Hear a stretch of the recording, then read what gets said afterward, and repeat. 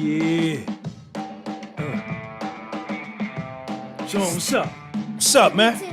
What's up? We live? Do anything. We live? Hope everybody's doing well. This is, I hear a little feedback. Y'all hear some feedback? I know why we got feedback, because I got this other joint up, and I didn't hear a little feedback. Y'all There we go. There we go. B. Atkins, what's up, man? 30 and 30, what's up, man? Day 5 of the Juice Fast. Let me fix this right here.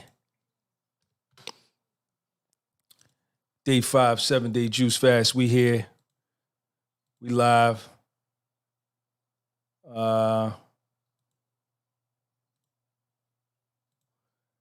What's going on, y'all? What's going on? What's going on, y'all? We're going to do question and answer today. Oh, that's the wrong one. Hold on. That's the wrong one.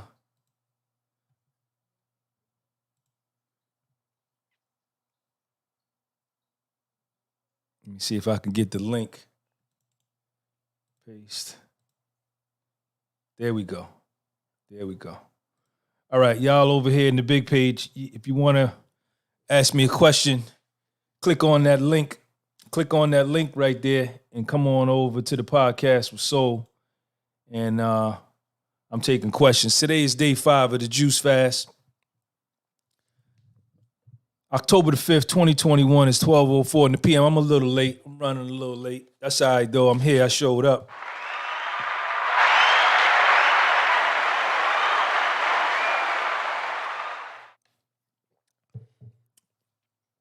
The market is rallying today. It was down yesterday. Let's check the futures. Dow futures are up 424. S&P futures up 59. NASDAQ futures up 248. Small caps are up 16. What's going on, man? You know, we here, we live. Day 5 of the Juice Fast. I feel good. I didn't really sleep all that great last night. I got into bed. I got hungry when I got into bed, so I got up.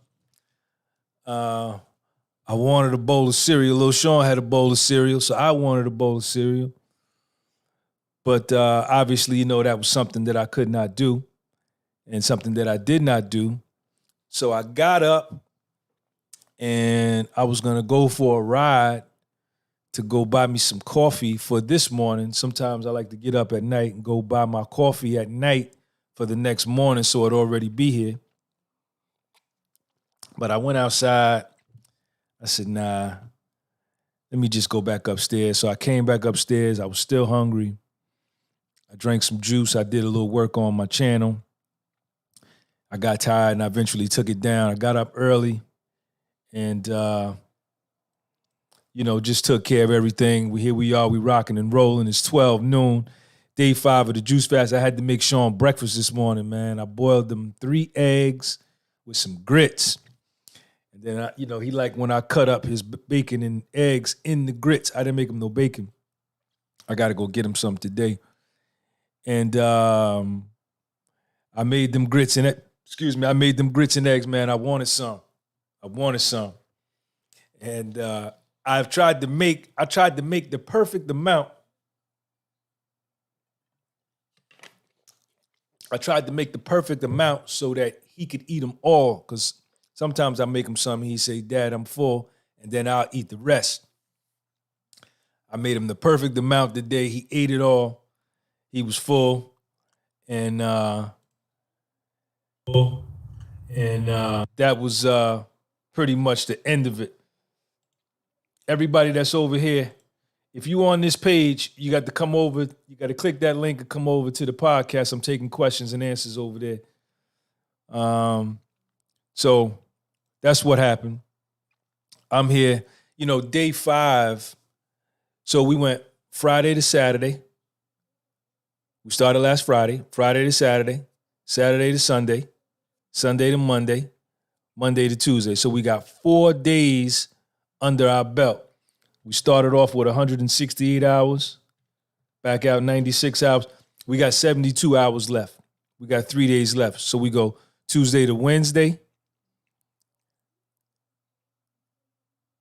Wednesday to Thursday, and then Thursday to Friday. So when we meet here Friday at 12 noon, we could break our fast, man. So think about what you're going to break your fast with.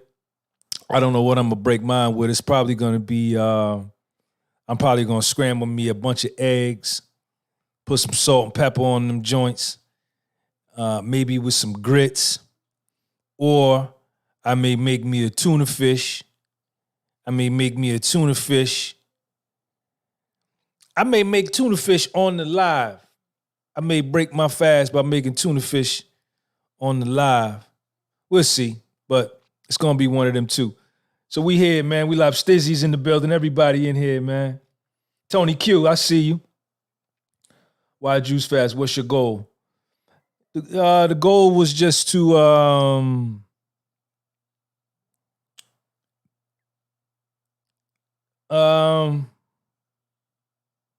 this is my second time doing it. So I mean, the goal really was to do something to engage with my subscribers, and for us to be able to do something together, and then to to get all of the benefits that come with it, man. The self-control, the self-mastery that we talked about yesterday on yesterday's live. If you wasn't here, please hit that like button, man, and share this link. I got 19 of y'all in here, only 8 likes. If you on this live, you got to come over to this one. I'm only taking questions over here. So that was pretty much. Hey Trenton, what's up, man? I sent your stuff out today, man. Thank you for getting the 2 shirts. Shout out to Trenton Turntime, man. Tennessee in the building. Appreciate you, Trenton. I took them joints to the post office today. Well, actually, the post office guy came in the front and I gave them to him.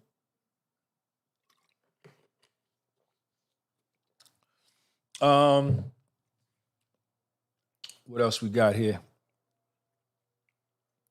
Joe say I look good already. I just took the challenge for mental purposes. Yeah, there's definitely a mental component. There's definitely a mental component to this thing. There's a self-conquering component. And what's going to be interesting, y'all watch this. When we break the fast, one would think that you just going to rush into the kitchen and just start banging down food and cooking this and cooking that. And you watch, it won't be that. Because, Tony Q, thank you for that super chat, man.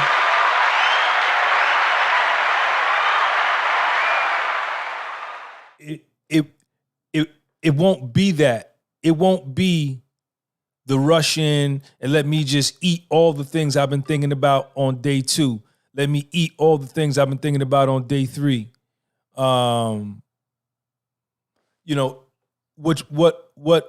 What I found on my last 7-day juice fast, and probably what some of you are going to find, I mean, we're all different. Some of you may react different. But what you're going to find is that when 12:01 comes or 12:15 comes and you're able to break fast, you're going to be like, all right, whatever. You may not even be hungry at that point because you may have drank a coffee that morning or you may have drank your juice that morning. And when you time to break fast, you may not break it until later on to when you get super hungry. And then that's my man, Black. I can't talk to you right now, Black. Let me see if I can get Black. I'm going to get Black on this one right here.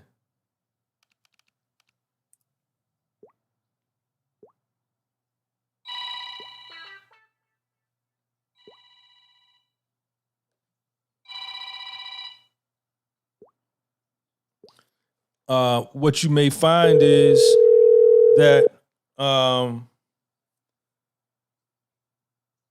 yo, Black, what's up, man? John, what's up, man? I got you on the podcast. You wanna go live or you wanna talk private, me and you later? I'll holler at you later. Okay. You wanna say something to the people you live, man? What's up, everybody? Yeah. That's it, baby. All right, man. I'm gonna call you in a minute. All right. You're gonna realize that you know, you're gonna look at your eating and what you eat from a totally different perspective after this, man. You know what I'm saying? You're gonna look at it from a whole nother perspective. So that's gonna be interesting to see, you know. Tony Q, what's up, man? Do you know about David Goggins? He talks about mental toughness. Yeah, I know about David Goggins. Shout out to David Goggins, man. I checked him out. TQ, you want to get on the phone, man? You want to say something to the people, TQ? I'll call you right now, man. You let me know. Just give me the word.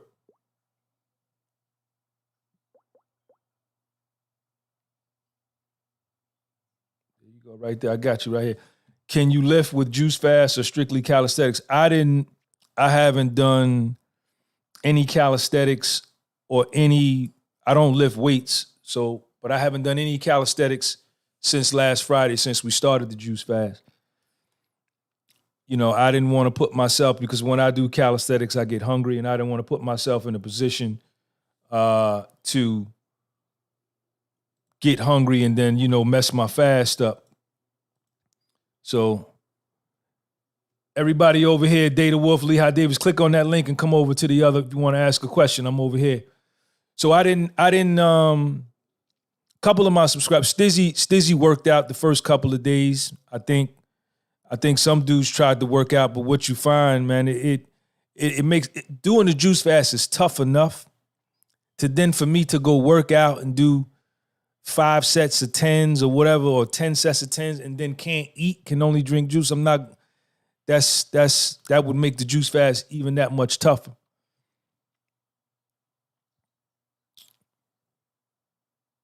You should be asking David Goggins, no, Sean G. Ask him, hey, big homie, tell him, man. He know me.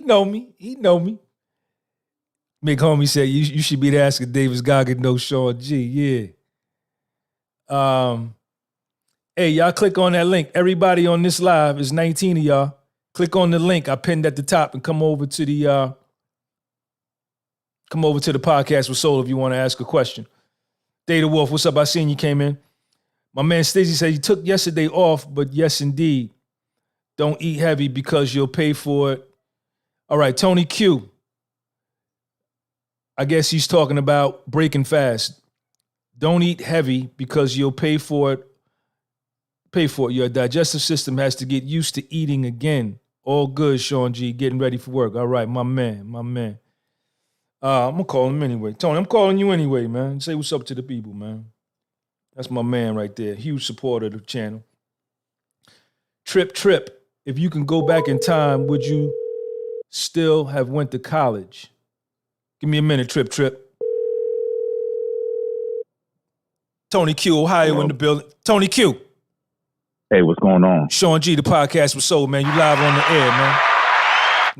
Number one right off the bat. Thank you for the super chat. Thank you for your subscription to the podcast with Soul. Thank you for your subscription to the Sean G channel. Thank you for that time that you ordered like 9 shirts for people on your job, in your family, and you've been supporting the channel. You send me PayPal, you cash at me just on the strength, and I want to thank you for that, man. Shout out to Tony Q, man. Tony Q, what's up? Talk to us, man. Oh, man, not much, man. Just got done working out a little bit. Mm-hmm. You doing the juice fast? Ready for work? Yes, sir. Okay, what kind of workout did you do? What I normally do is 10 sets of 10, but what I'm doing since I'm on that fast is I'm just broke it down. I'm doing 2 sets of everything instead of doing the 10 sets. And the pump is crazy. You know what I mean? And when you look at yourself in the mirror, it's different, ain't it? Oh, yeah, it's more cut up. I haven't lost any strength. I mean, like I said, the first 2 days, man, I was lightheaded. I couldn't even bend over and stand up real fast because, you know, I could feel like I was going to faint. Yeah, my balance was off, kid. Yes, but I'm better now. How old are you, Tony? 52. 52, and we on day 5 of the juice fast, and you working out. You've worked out every day, or you took a few days off? No, every day. But like I said, that's why I only did 2 sets just to maintain the strength and, just to get a little pump. But the 2 sets, it felt like I did 5 or 6. Like I said, the pump was just instant. My man. I don't know if it was better circulation because I haven't been eating or whatever the case may be, man. But like I said, I feel good. I'm not even hungry today, but I just had a juice, man, just to get something in me. Okay. Yeah, man. I've been running every morning, and I did a video yesterday, and I haven't been doing any kind of strength training. And I see that my upper body has gotten smaller. I've lost weight, and I've also lost a little size, but I'm not too concerned about that because I know that Friday when I get on that motherfucking bar, you understand, and get my 10 sets of 10, the 10 reps is going to be super easy because I'm going to be down about 4 pounds, 5 pounds. Mm. And like you say, the pump is going to be ridiculous, man. But one thing here too, Sean, when you fast, you're building up testosterone. Check them out, y'all. Like I said, so that first month, you get back to hitting it hard. I mean, you're going to be seeing some crazy gains. But one thing I will advise, when they do come off that fast, if you eat anything heavy, man, you're going to be messed up. Okay. Because your stomach hasn't been producing those gastric juices. Mm-hmm. And if you overload your system, it's going to produce too much. Check them out, y'all. And you're going to feel sick. I've done it before. So Tony, so we're producing testosterone during this fast? Oh, yes, sir. Yes, sir. I didn't know that. You'll see. That first week, you're going to feel stronger and you're going to see some crazy gains. Yo, I guarantee it. My veins are just showing for no reason right now, man. They just like, yo, what's up? Look at me. Check me out. Oh, yeah. Sean, like I said, man, I had planned on doing this anyway. So what I'm going to start doing now is Thursday and Friday of every week, I'm going to do a fast where I'm just doing juice and fruit. I won't do the straight juice, but this is something I'm going to continue to do every Thursday and Friday. Okay. So I just want to put out there, man. I appreciate you calling me, man. I'm getting ready for work, man, but I'm glad you was able to shoot me out, man, and call. And like I said, man, I appreciate you, man. Keep up the good work, man. And you got my support forever, man. I appreciate it. Thank you, Tony. Thank you for supporting the channel, man. And before you go to work, man, you 52 years old. Give something to the young dudes in the 20s. You know I fuck with them heavy, the young dudes in the 20s, man. Oh, yeah, no doubt, man. I've been shooting that out to a lot of young cats. Give it to them? Yeah, give them something, man. Okay, this is something I just heard the other day, man. Stay out the way while still having it your way.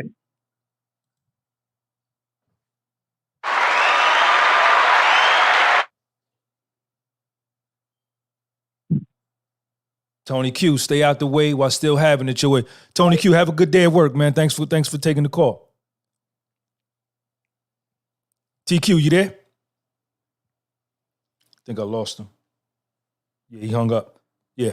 All right, man. Tony Q, man. Support of the channel. That's my man right there. Tony doing 2 sets every day. Let me get to my man Trip asked the question. If you can go back in time, would you have still went to college? In 1987, I graduated high school in 1987. In 1987, it was important for a young person the age of 18 getting out of high school to go to college. You understand? It was a whole different world. There were no cell phones. Beepers were just coming out. There was no internet. So, yeah. If I came out of college today in 2021, if I came out of high school today in 2021 or 2022, would I go to college? Probably not. Probably not. There's really no need unless I was going to become a doctor, or I wanted to be an attorney, or I wanted to learn. Like if I really wanted to learn, you could pretty much teach yourself information technology, right? You can teach yourself how to code. You just play with it, right? You could go get the books at the store, C++, basic, and, all the computer programs, and you study it, read it, and you buy a computer and you play with it. But I don't think I would. I don't think I would in 2022. Tony Q. What snacks do you recommend between meals? I'm trying to break free of packaged food. Almonds. I eat almonds as snacks. Yo, everybody over here, man, click on that link. I'm live over here to tell y'all to come over to this live. If you have any questions, I'll take your questions over here because I can't look at both screens. But all the live is going on the podcast with Soul. I put the link at the top of the live. Jeremy Jacobs, the most I've done is cardio and push-ups, maybe 2 days. Stacey says, I'm getting back at it today, just going with how I feel. Joe, usually money with the 50 clip of push-ups, gave out a 32 yesterday, then banged out the rest 3 minutes later. Yeah, it's, we learning.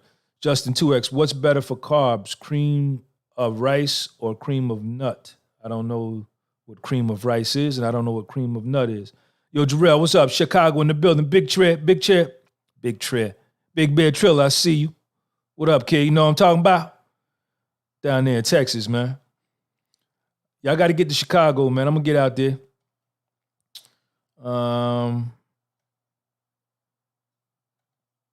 Trenton Tarrantine. Yo, Sean, when you get a chance, can you expand on your diet outside of the juice fast? Looking for some advice on slimming down. Might try the juice fast next week. Typically, what I eat, what I've conditioned myself to do, and what this juice fast is going to condition all of us to do, what I've been able to condition my mind to do is wake up in the morning, drink a cup of coffee, and I'm able to go right out the door and go do my cardio or go do 10 sets of 10 right off the rip, right?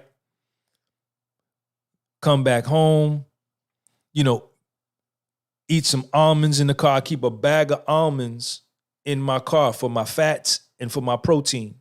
Almonds have a lot of protein. All nuts got a lot of protein. Peanuts, cashews, good protein. Hey, Mia, click on this link over here. Y'all got to click on that link at the top. I'm going to put the link over here again. Right there, Mia. Y'all click on that link and come over to the podcast with Soul, and I'll take your question. And then I'm able to come back home, Trenton, after I've done the 10 sets of 10, and I can hang out to maybe 1, 2 o'clock and cook me 4 eggs and eat a can of sardines. Right? Now that's 2, 3 o'clock in the afternoon, and that's all I've eaten all day. And then, maybe later on in the afternoon, if I decide to eat something else, I can. And so it's really a mental conditioning thing, man. You gotta, I have to cut the sugars with me, with my age, 52. I'm kind of like a short, stocky dude. So when I eat Dunkin' Donuts, when I eat Devil Dogs and, Hostess cupcakes and Little Debbie's oatmeal pies, that sugar, I blow up instantly. So, I'm 52. Somebody else, and I have a slower metabolism. Somebody else with a faster metabolism, you got to be able to do other things. This is what I do with my body. This is what I learned with my body. But you got to learn with your body. And there's no better time to start than after doing a juice fast.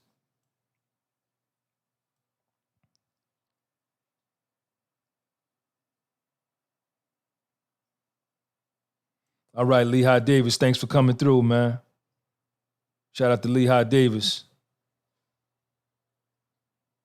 Norway in the building. Connor, what up? All right, Justix2 said the closer you get to caveman lifestyle, the more testosterone you produce. Renee, what up?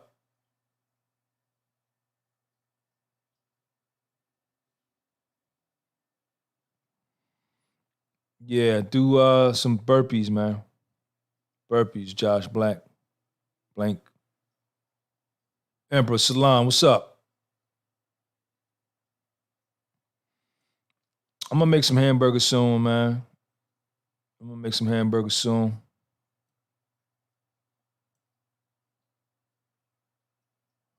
Juan Del Pozo, would you recommend watching your podcast in order? You can, Juan. That's not a bad idea. Oscar the boy, yo, G, you drink any beers on occasion? I don't drink.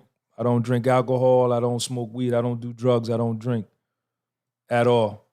I did that in my 20s. I did that in my teen years.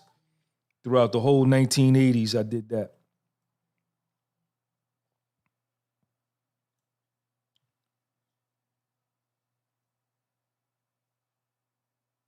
Why don't you make new content if you're not going viral?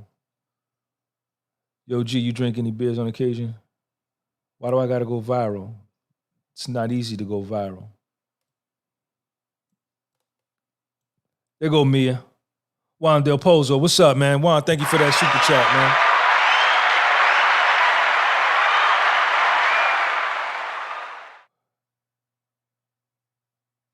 Trip, was you working out before your bid? Yeah, I was working out before I went to prison, but I was working out all wrong. What I realized when I got to federal prison and when I saw dudes and how they worked out, I knew that for the prior, I was 45 when I went to prison. So for the prior 25 years, I had been working out all wrong. I learned that immediately. When I got to FCI Morgantown and I went down in that weight pit,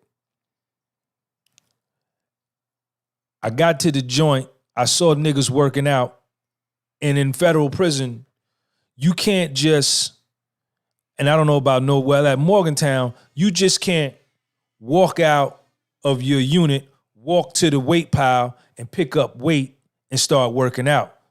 Nah.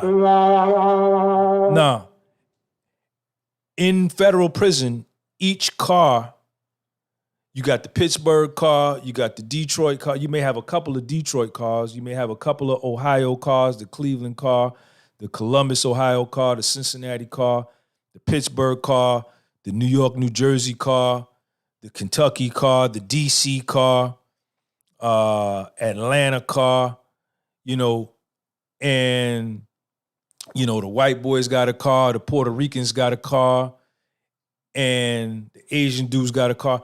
And everybody has an hour shift. So they open the weight pit at 6 o'clock. From 6 to 7, there's a certain car that has the flat bench on Monday. And then from 7 to 8, that flat bench goes to maybe the Baltimore car. And then from 8 to 9, maybe the North Carolina, Charlotte car get it. And then from 9 to 10, maybe the DC car. So you can't be by yourself and walk out like you go into the gym, LA Fitness or Planet Fitness, and you just go pick up a weight. Nah, nigga, you can't. No. Motherfuckers will tell you quick. You just not gonna do it because they gonna have all the bars by them, all the weight, and you're not gonna go pick up nobody's weight. That just ain't gonna go down. So when I got there, I had to get in a car first. You know what I'm saying? Because they told me that I was like, yo, I want to go work out. Niggas was like, yo, you got to get in a car.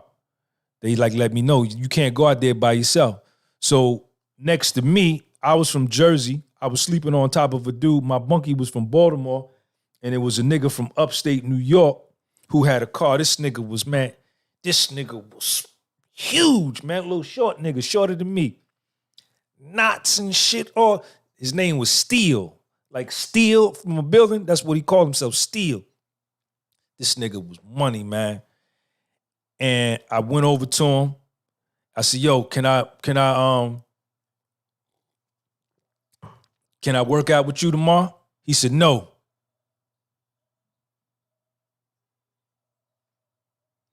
And I'm looking at him and he looking back at me and it's awkward like a motherfucker, right? So I'm like, oh shit, this nigga just told me no. And he's looking at, he mean it. So I was like, damn, all right. So that was like a reality check of where I was. So I was like, bet. So I was like, damn, man, So the next day, I seen him and he was like, yo, you want to work out tomorrow? I said, yeah. He said, come out there tomorrow at 11 o'clock. And I went out and I got in the car with him. It was me. He was from New York. We used to work out with this kid from Cleveland, G. And I think it was two more dudes from upstate New York. But every day it would change. But it was really his car. It was really his car. So, and when I got in there, I just knew that I had been working out all wrong my whole life. You know, doing 3 sets of 10s is going to get you nothing. The amount of reps and sets that we did in there was insane. Was insane. You know, I had never pushed my body or my mind to that level ever. And that's where I really learned how to work out. Yo, Juan, thank you for that super chat, man. Yo, Mia S, what's up? You came in here. Mia S in here, y'all. Y'all say hi to Mia. It's definitely mental. In my journey, I have cried because I would want bad food, but I cried it out. All right, Mia. Shout out to Mia. How do you feel about keto? I don't know anything about keto.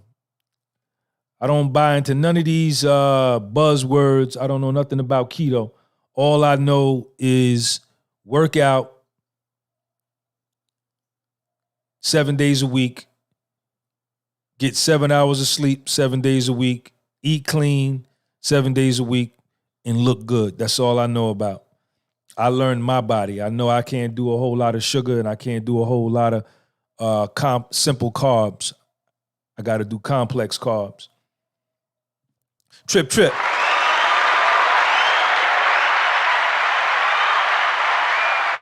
thank you for that super chat, man. Dope questions, too.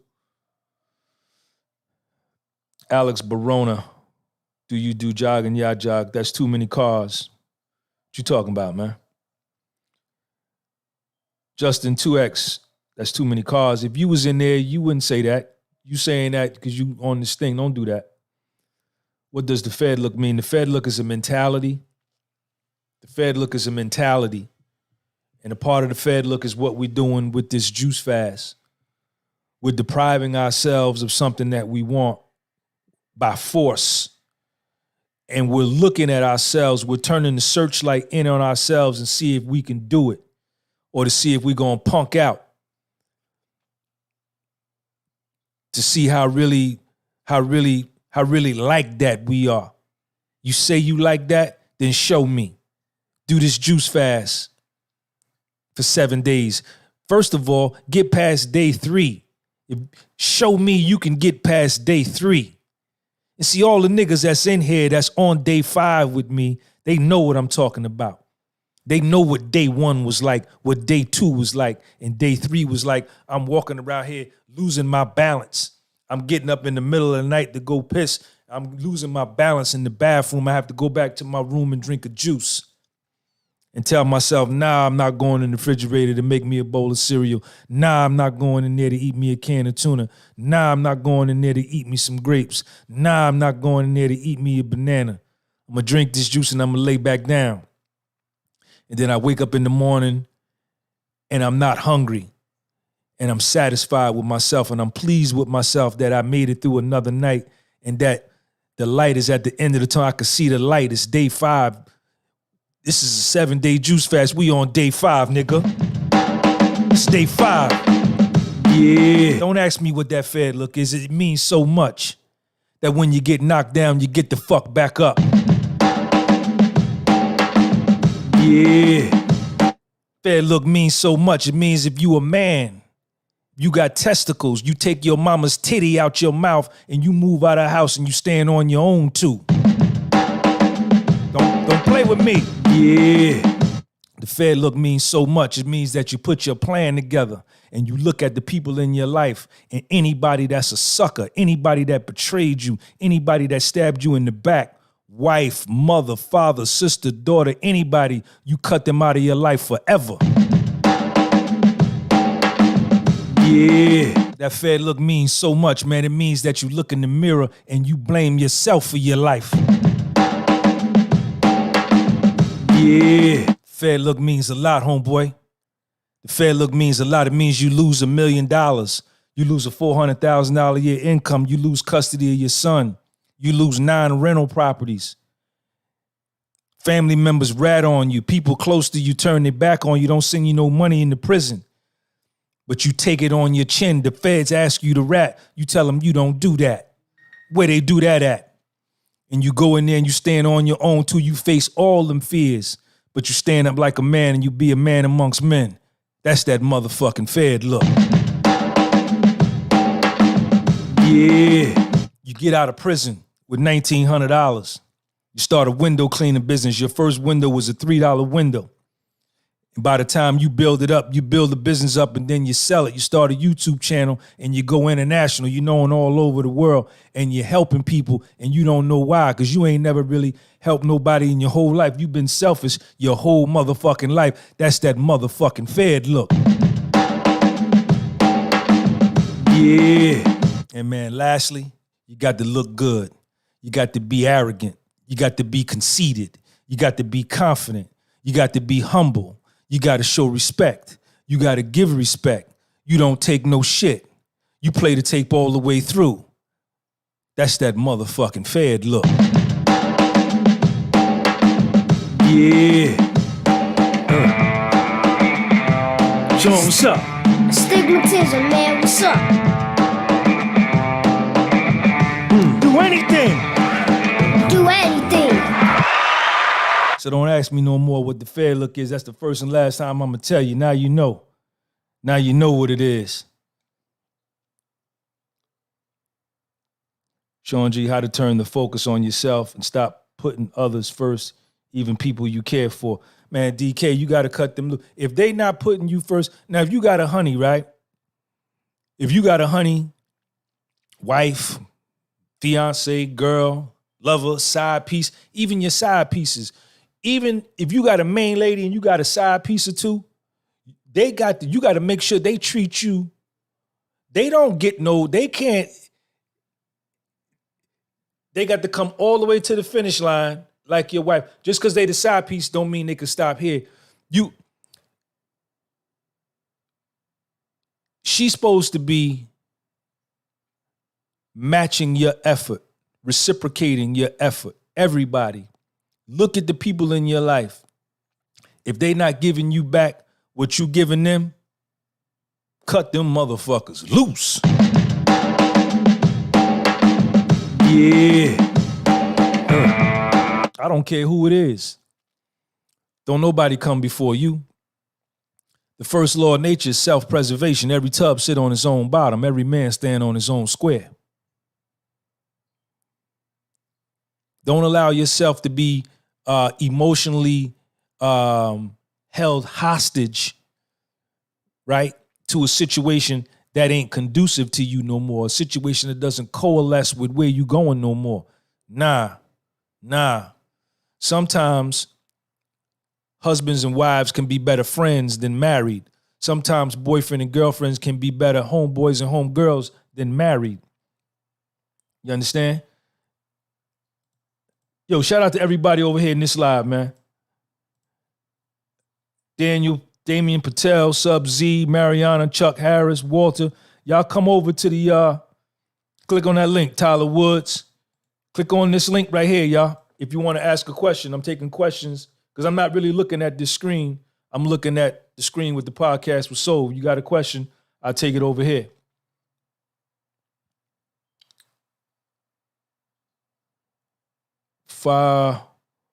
Weldermans. Hey, Sean, what's coming up? Any plans, content you thinking about? Just really focusing on the podcast. I was talking to Indio Champ. I'm going to get Indio Champ on here. I got Bam Bam coming on here. I'm going to have Brawley Gaines coming on here. You know, we're going to sit down and talk, but we just going to keep doing the same thing. Kenny Fried Rice. What's up, Sean? Love from Belgium. Belgium in the building. My man Stizzy say, strong mind, you could do everything. Sacrifice. Justix 2, dropping soap in the prison shower. Is that a real situation or is it a meme? Trip. One more question. What was your goal plan when you came home? Was having this channel? I knew nothing about. I was a secret nigga, Trip. I was living a life of crime. I was living a life of white collar crime. I was doing wrong. I had bought a house in a poor neighborhood. I drove a used truck. I didn't have no MySpace. I had no Facebook page. I had no social media access. I didn't want any of that. I was a millionaire, so I didn't want any of that. So when I got out of prison, I was so changed. It was a spiritual experience. And I didn't have any goals, but I knew I was going to make a comeback because I know that I'm great. I know that I'm great because it's me and Little Sean versus all 8 billion of y'all, and y'all ain't got a chance in the world at beating us. So I got out. I put in a job application at Wendy's to drop French fries. They didn't call me back. I was working out at Gold's Gym at LA Fitness. They said they needed a job for $9 an hour to rack the weights. I applied. The question came, have you ever been convicted of a crime? Yes. They didn't call me back, and I was paying membership there. I had a friend that I worked with in the corporate world that had his own private equity firm on Wall Street. I called him. I told him, I said, I'll come work for free. I'll just answer the phone. I'll take the garbage out. I'll go get you guys coffee. I'll do anything. I'm just coming home from prison. I'll do anything. But he knew that I'm an expert at mergers and acquisitions. I'm an expert at financial analysis, doing reconstructed EBITDAs, buying other companies, reading contracts, putting contracts together. So he knew my capability, but he chose not to let me come and work for him. And I understood that. I didn't take it personal because a lot of people, when you tell a motherfucker you just got out of federal prison, they look at you like you stink. Ooh, you just got, ooh. That's how they look at you. That's how they look at you. Yeah. But I didn't let that stop me. You understand? So I was playing poker for a living, Texas Hold'em, but that wasn't working out because it was too many hours, and I had to pick Sean up from school and drop him off to school. That wouldn't work. So I started a window cleaning business, and I had got real depressed and real stressed out when I first got out because it was a new way of life, and I was starting all over. So what I did to help myself for therapy, I began to write, and I wrote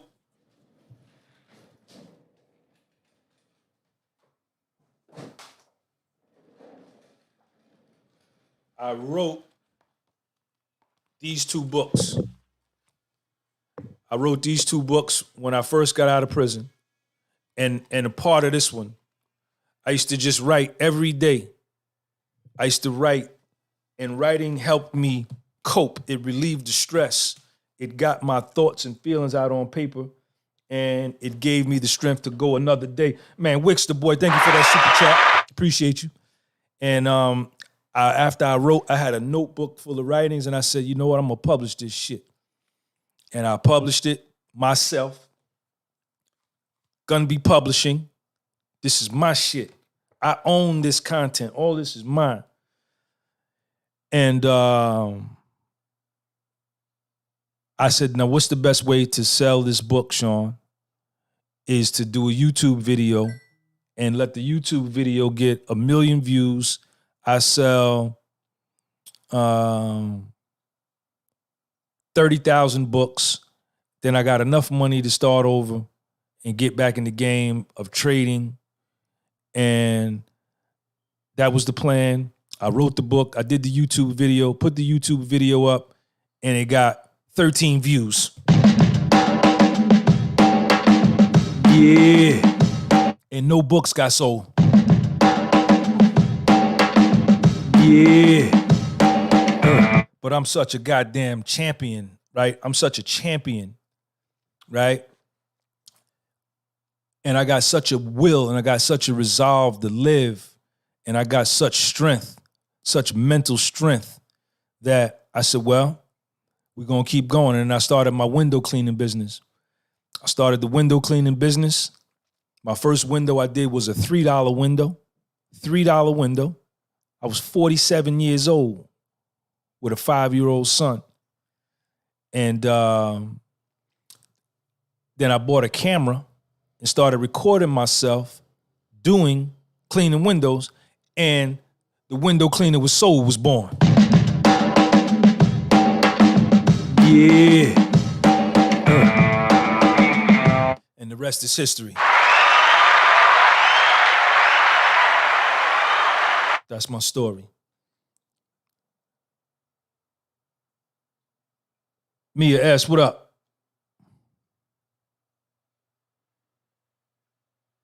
Can you ship the Fair Look shirt to Amsterdam? Absolutely, Mo Sadal. I ship all over the world. If you have a post office and you receive packages from the United States, I'll get you your shirt. I just shipped something over to New Zealand. I shipped something over to Germany. I shipped something over to Spain, all over. Ghana, Nigeria. Yo, Mia, what up? Damien Patel, what's your thoughts on the Bible? I don't have any thoughts on the Bible. I started trading recently. Any advice or book recommendations? Reminiscences of a Stock Operator by Jesse Livermore. Get that book. Sub Z, do you think I should focus on trade or real estate? Not sure what to do after high school. Sub Z, I don't know. That's your life, man. I can't. Why would you? How could you ask? Hey, Brian, come over to the podcast with Soul, man. You know I'm over here. Y'all come over here, man. I'm gonna ask you questions over here, man. Sub Z, nobody can tell you what to do. How do I tell you what to do? You on here with a fake profile name, and I don't mean that in a bad way because I know you've been on my channel before, but I don't know you. I don't know your life. You have to decide if you want to trade or do real estate. I don't know what to tell you to do. And stop asking people about what you should do, and you figure out what you're going to do and go with it. Yo, Zah, Sean, brother, did you get the vaccine? Sorry if it's personal. Wickster boys, Sean, mental health on the scale of 1 to 10. Sean's business is on a scale of 1 to 10. Sean's life right now on a scale of 1 to 10. Everything is a 10. I'm all that. I'm all that. It's me and little Sean versus all 8 billion of y'all, and y'all will never, ever beat us. Yeah. Gunby, what do you think of the media promoting Lil Nas X but having accounts that speak up against? I don't know anything about that, man. Sean, spread the word on crypto. I don't know nothing about crypto.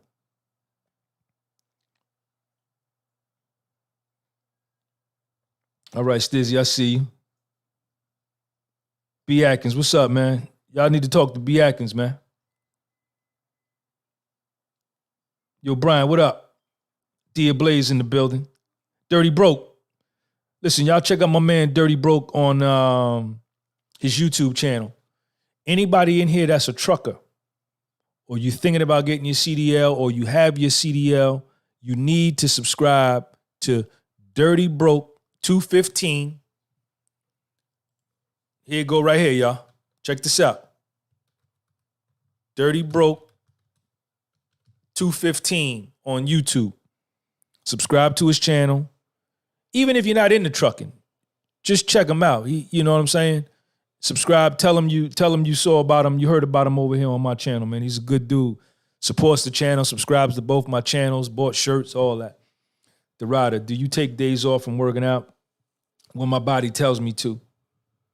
When my body tells me to. There's no such thing as overtraining. I saw niggas in prison work out 358 days in a row, lifting weights.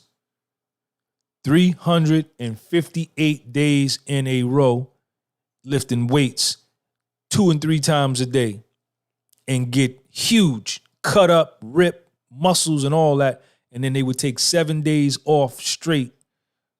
They wouldn't do nothing for 7 days and then get right back to working out.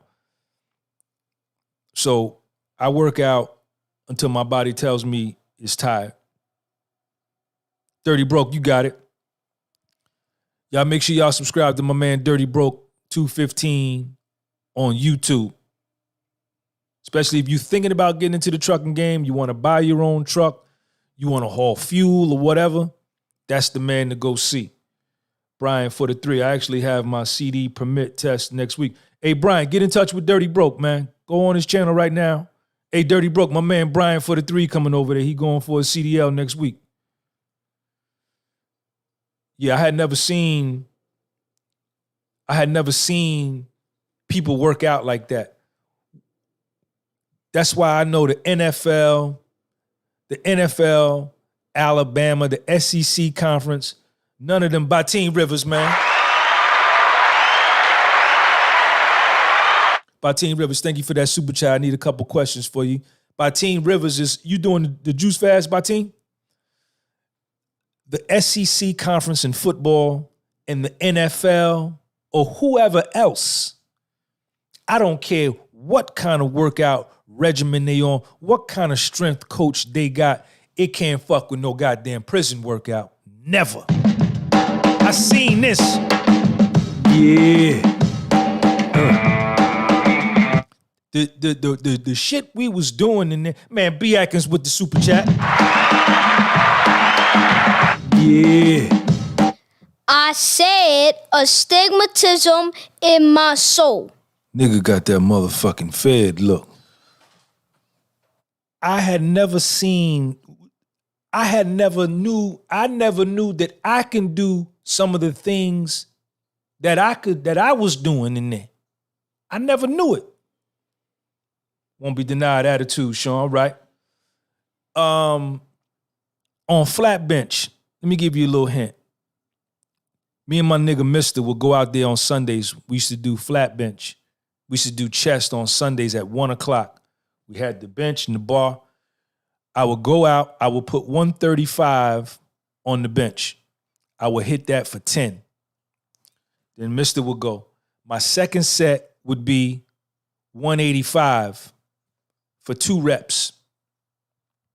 I get up. Mister would get down. He would do whatever he do.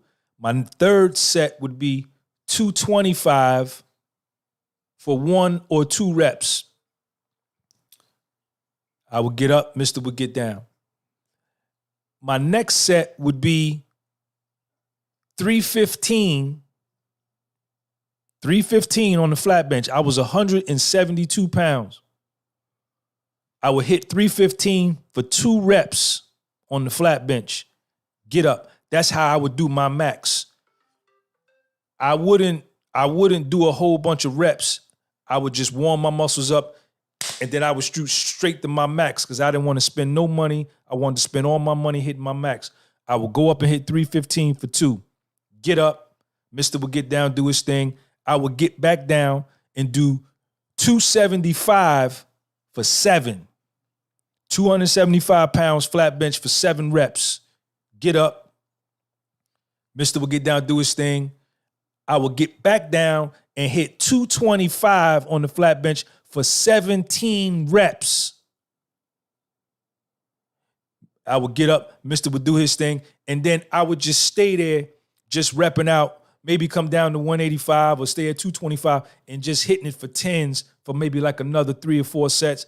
And then I would put 135, just 145 on each side, and hit that for like 29, 30 reps at the end. I had never done anything like this. All right. Y'all still here, man?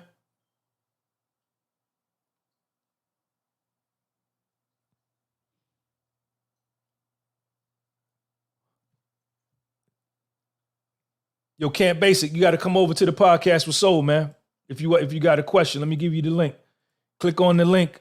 Everybody over here, click on the link I pinned at the top or the link I just put there and come over to the Podcast with Soul. That's where I'm answering questions. If you got a question, come over here. When you come in, please hit the Aguzan. What's up, man?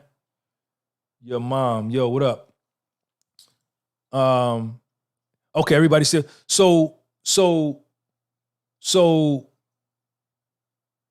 And that would just be the 1:00 workout, right? Then from the flat bench, we would go to the incline. and we would get on the incline. I would put 185 on the incline or 225 on the incline. I used to max out 275 on incline. Man, I swear to God, on the breath in Little Sean's body, man, I was 170 something pounds, but being in a prison setting, not getting no pussy, right? Not jerking off. YouTube's not going to monetize this. They're not going to monetize it because I'm getting too raw. You know, just all testosterone, being in an aggressive environment with a bunch of dudes and they going just as hard. You're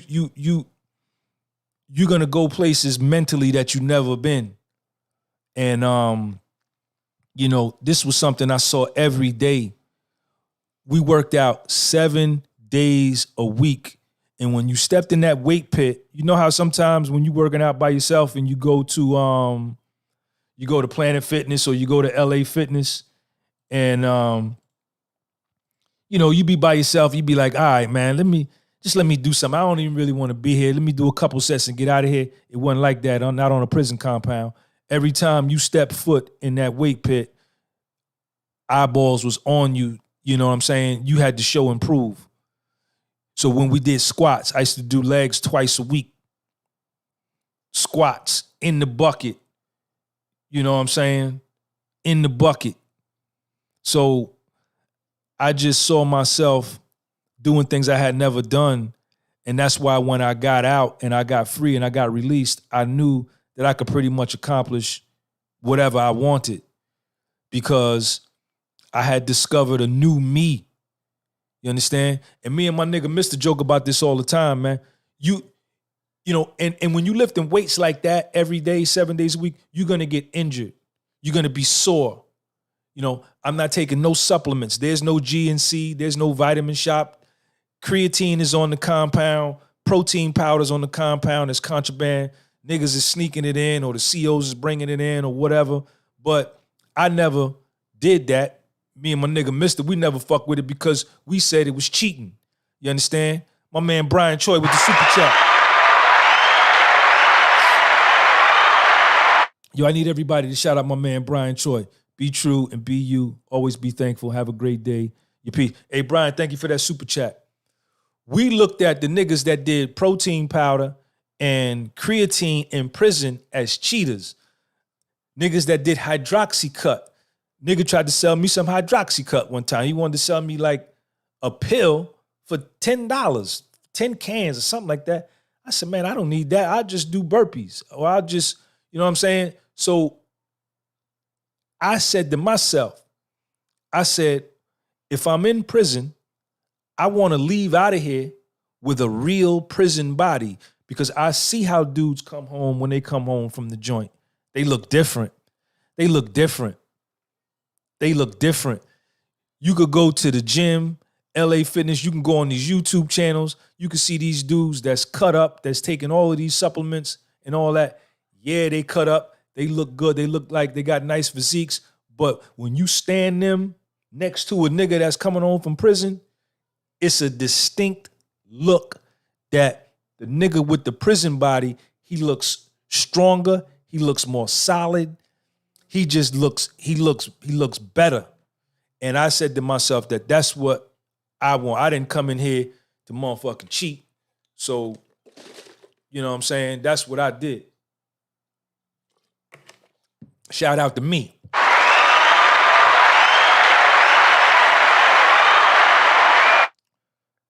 Bateen Rivers. Bateen B. Atkins, man on that gym time. Dirty Broke 215, man, do both. Trade and property and more.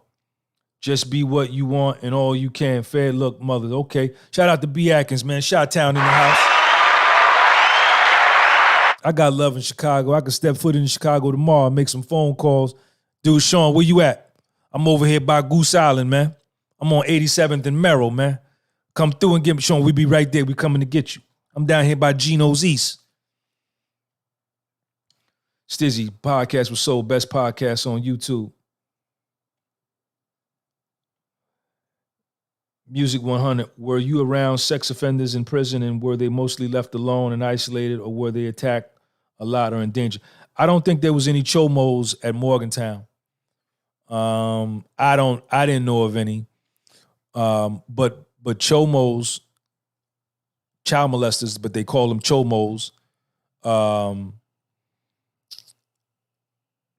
It's a rough, they never have a moment of peace, Morgantown was a low, you needed camp points to get there.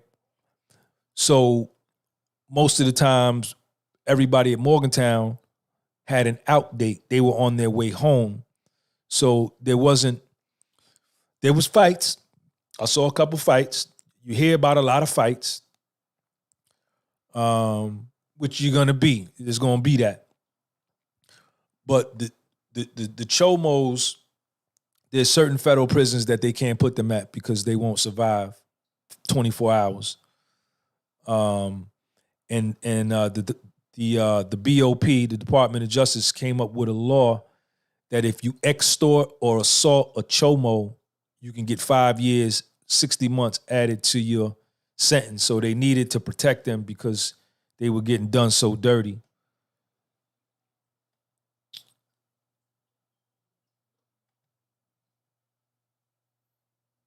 Mr. Albert, R. Kelly won't survive. I don't know. The rider, how long did it take you to figure out your body and metabolism regarding what not to eat as what to keep lean? It took me I did 16 months in prison. My first 60 days, I was fat and I was drinking sodas and eating Milky Ways and Three Musketeers and all kind of cakes. And then I didn't look right. Niggas used to be like, yeah, nigga, you strong, but you don't look like nothing. You look like a boiled egg with legs. Where your abs at? And I got tired of hearing that. I got tired of, niggas saying I had a stomach, that I was fat. So then I asked this dude, he was from Kentucky. This dude was like, remember them old action figures like the Skeletor from back in the day? This is how he looked. And I said, yo, man, how you look like that, man? And he said, yo, you got to cut this. Leave them sodas alone. Leave them candy bars alone. And just drink water with every meal. When you go to breakfast, lunch, and dinner, drink water. Because when we went to breakfast, lunch, and dinner, we had a fountain machine. You can get red Kool-Aid, you can get lemonade, you can get purple Kool-Aid, whatever Kool-Aid they had. And I was going hard on that. And he said, you gotta let that go and just drink water. Don't eat no bread. When we have hamburger day, just eat the bun. When we have hot dog day, just eat the hot dog. Just eat the burger, don't eat the bun. And when I started living like that and eating oatmeal all day and eating almonds, my nigga Mister was ripped up. All this nigga ate was almonds and refried black beans and meat. He worked in the kitchen and he ate the same thing every day. Refried black beans with turkey meat, or refried black beans with chicken meat, or refried black beans with beef. And he had a waist like a Cheerio, and he was just sculpted. And he took a lot of naps. These dudes took a lot of naps. And I just saw, and it took me about 11, 12 weeks to see the direct impact on my body, especially by drinking water with every meal. And then once I saw how my body responded, then I knew what to eat and what not to eat. Cardinals or Dodgers, I don't care which one wins. Also, were military veterans respected, or were they looked at the same as former police officers? There's a lot of dudes from the military in there. They don't care nothing about that. What does that mean? Everybody's in prison, man. This is nobody's, people are in there, they got problems, man. People are pissed off, they're in there. Somebody told on them. Somebody ratted on them. They harboring anger, they frustrated with their current circumstance. They can't leave. They doing the same thing over and over. Nobody cares what you did before you got there. I was in there with the mayor from Charlotte, North Carolina, the mayor. a bunch of CEOs from publicly traded companies, stockbrokers. Nobody cared. You know, who gives a fuck who you are, what you did over there? Nobody. You know what I'm saying? Who cares?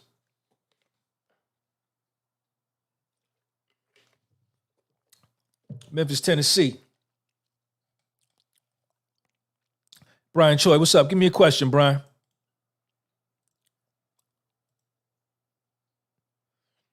Listen, Ivan Drago, everybody that's over here on this page, I'm pointing to you. If you watching this live on this page, click on the link that I pinned at the top, or click on the link I just posted. Let me post it again. And come over here and ask your question here. This is where the question and answer is posted. Let me post it again. Y'all heard that?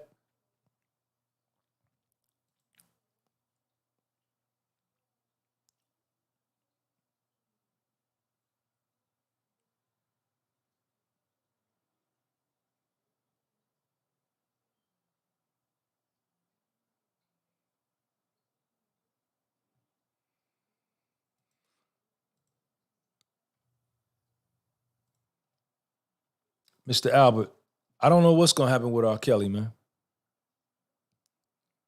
You guys still here? You guys still here? B. Atkins, thank you for that super chat. Bateen Rivers, thank you for that super chat.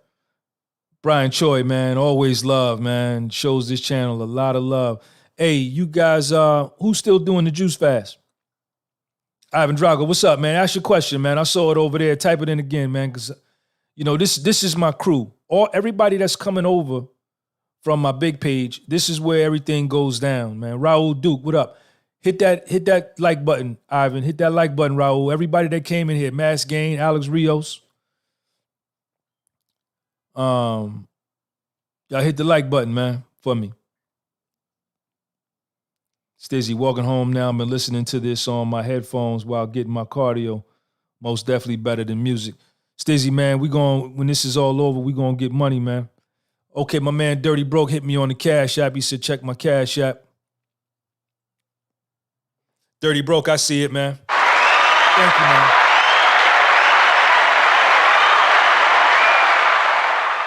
Man, shout out to Dirty Broke. He just hit me on the Cash App.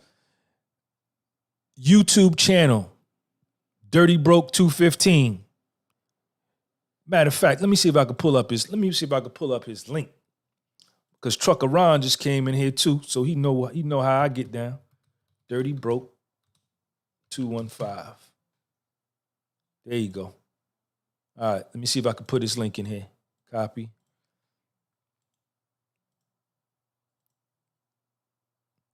All right, so it's not letting me put the link in. It's not making it where you can click on it, but that's his link. Dirty Broke 215 on YouTube. So make sure you go subscribe, man. He's a supporter of the channel. Trucker Ron just came in the building. You know what? Maybe if I go on the different joint. Hold on, Dirty Broke. If you just coming in, man, make sure you subscribe to the channel, man, and hit the like button, man. Wipe your feet at the door.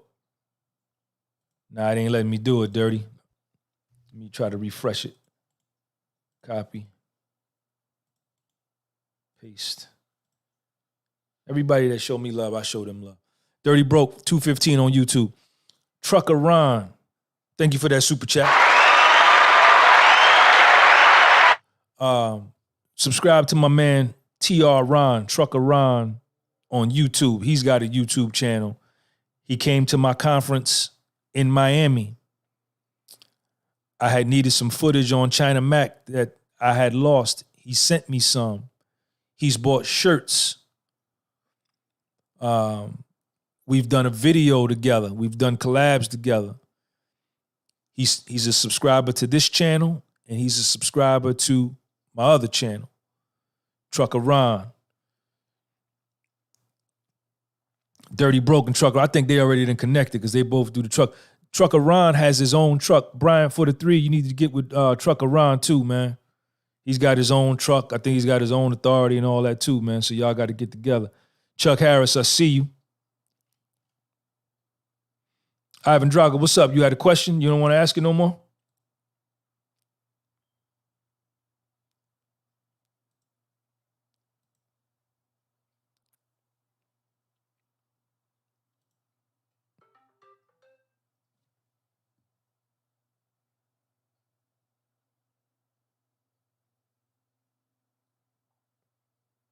Oh man, Dirty Broke show love on the Cash App. Thank you, Dirty Broke. Appreciate you.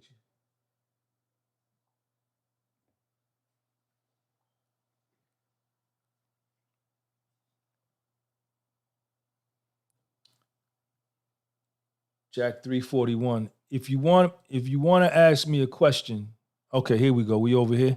If you want to ask me a question, I'm only taking questions on this link right here. All right. I got 2 YouTube lives going at the same time. That's the link. The second one right here. Click on this link, come over, and you ask any question you want, and I'll answer your question. Numbers game. What was the cardio routine like? Raul Duke, man, thank you for that super chat. Raul Duke, give me a question. Numbers game. What was the cardio routine like? I used to get up every morning in the joint and do 45 minutes of cardio. I used to get on a spin bike. I would wake up. I'm going to put my whole workout, I'm going to put my whole itinerary on my Instagram one day, maybe on this YouTube on my community page. But I would wake up at about 10 minutes after 5 every morning, 5:08, 5:11, 5:14. The CEO would come around and shine the flashlight in my eye. He'd be rattling his keys. I would get up, make my bed first and foremost, or either I would go piss first and then make my bed. Once I did that, I would get dressed and then I would go make my coffee. I would go out, I would check the markets, see what they were doing. The TV would be on, the CNBC, so I could see the markets and what they were doing. And then I would leave the unit about 10 minutes to 7 and go to work. I would go to breakfast first. They would call us down about 6 o'clock to go to breakfast. I would go down, eat the cereal, the grits or whatever, some milk. And then I would come back to the unit and get ready to go to work. I would read my positive affirmations soon as I got up. And then I would go down the rec about 7, and I would do about 40 minutes of cardio on the spin bike. And there would be puddle of water all over the floor. I would go report to work. And I did this cardio. This was probably like 5 days a week. Because on Saturday and Sunday, I didn't have to report. I didn't work on Saturday and Sunday. I only worked Monday through Friday. So I wouldn't do that on Saturday and Sunday. But the cardio game was crazy. That would be my first workout, my cardio. Or I would do like 1,000 reps of abs, 1,200 reps of abs. And then I would go to the weight pile at 11 and lift weights like I was a goddamn maniac. And then go back to the unit. Somebody start talking shit about doing push-ups. We do 400 or 500 push-ups. Then I would go back out at night at 6 o'clock with Mr. and them and do 10 sets of 10 on pull-ups, push-ups, and dips. This was goddamn 7 days a week, about 5 days a week. Saturday and Sunday was a little different. Merc, what's something you hope Lil Sean never forgets as he continues to grow, learn, and experience? Merc, I hope that he never forgets. That's a great question. I hope he never forgets, and I know he won't, the masculinity that I show when me and him are moving around in society, when we're in Whole Foods, when we're in Trader Joe's together, when I'm interacting with the cashier or I'm interacting with another man or woman. I hope he's watching that and he aspires first and foremost to be a man amongst men before anything, even before he gets rich. I want him to aspire to be a man amongst men. Yes. Raul Duque, don't never stop. Jack 341, how do you not get angry over people with privileges, especially white women who don't seem like they have to grind or work for a living? That ain't got nothing to do with me, homeboy. You're on the wrong channel for that. I don't worry about what other people are doing. I worry about my life. Ivan Drago, I just broke up with my girl, Sean. How can I get my mind off of her and stop thinking? Peace. Been a fan for a long time. It take time, homeboy. It take time. You know, when you're in love with a woman and you really love her and she don't love you no more, that hurt. And you can't turn it off like a light switch. You got to just go through the pain. You got to go through the pain to get to the other side. But you'll make it. You'll be all right. You're going to live. Numbers game, salute. Raul Duke, let me think on it. You answered so many things. All right, Raul Duke. Yusef Emmanuel with the super chat. Thank you, sir. Thank you, sir. Jamie Spesh just finished getting that money. All right, Jamie Merck, man, you got it. B. Atkins, gym time, man. Gym open, man. Gym full, man. Jack 341, straight answer. Yeah, that ain't got nothing to do with me, man. I don't care nothing about it. I don't get involved in race. With somebody, I don't get involved with race, man. You're not going to distract me with that. It's nothing but a distraction, man.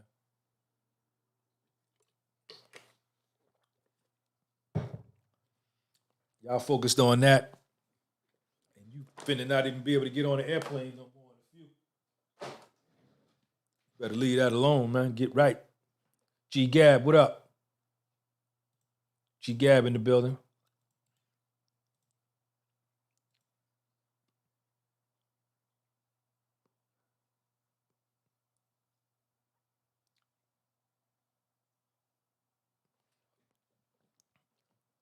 Yo, everybody over here on this page, click on these links. Click at the link at the top of the, I pinned at the top. And come over. Thank everybody for coming in, hitting that like button for me, man. 6 billion, get new one. Okay, Ivan Drago, thanks, bro. Keep up the hard work. You got it, Ivan. Yusef Emmanuel, what's up, man? Yusef Emmanuel.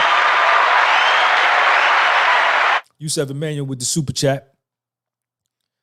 Yusef, you got a question, man? Give me a question. Yo, Sniper, come over to the podcast with Soul. Click on the link, man. Seven God, come over to the podcast with Soul. Game for sale, old school. Old school. Brian Kendrick, come over to the podcast with Soul. Click on that link, man. And come over. When you come in the door, wipe your feet and hit the subscribe button, hit the like button. My man Ant in here. What's up, OG on the road, listening to your podcast? That's right. Hey, Ant, did you subscribe to Dirty Broke 215 and Trucker Ron, man? I want you to connect with them, man. Tell them, hey, Trucker Ron and Dirty Broke, my man Ant gonna call you, man. My little brother Ant, he gonna call you. Ant, they both, Seven God in the building. They got their own, they doing the trucking thing. And Dirty Broke 215 on YouTube and Trucker Ron on YouTube. I want you to connect with them and I want you to ask them questions. They both got their own trucking thing going, man. Sniper, what up, man? Yusef Emmanuel, where you at, man? Yeah, Dirty Broke. That's my man Ant Tiburcio right there, 973, man. We're going to work with him, man. He trying hard. He going to be a success.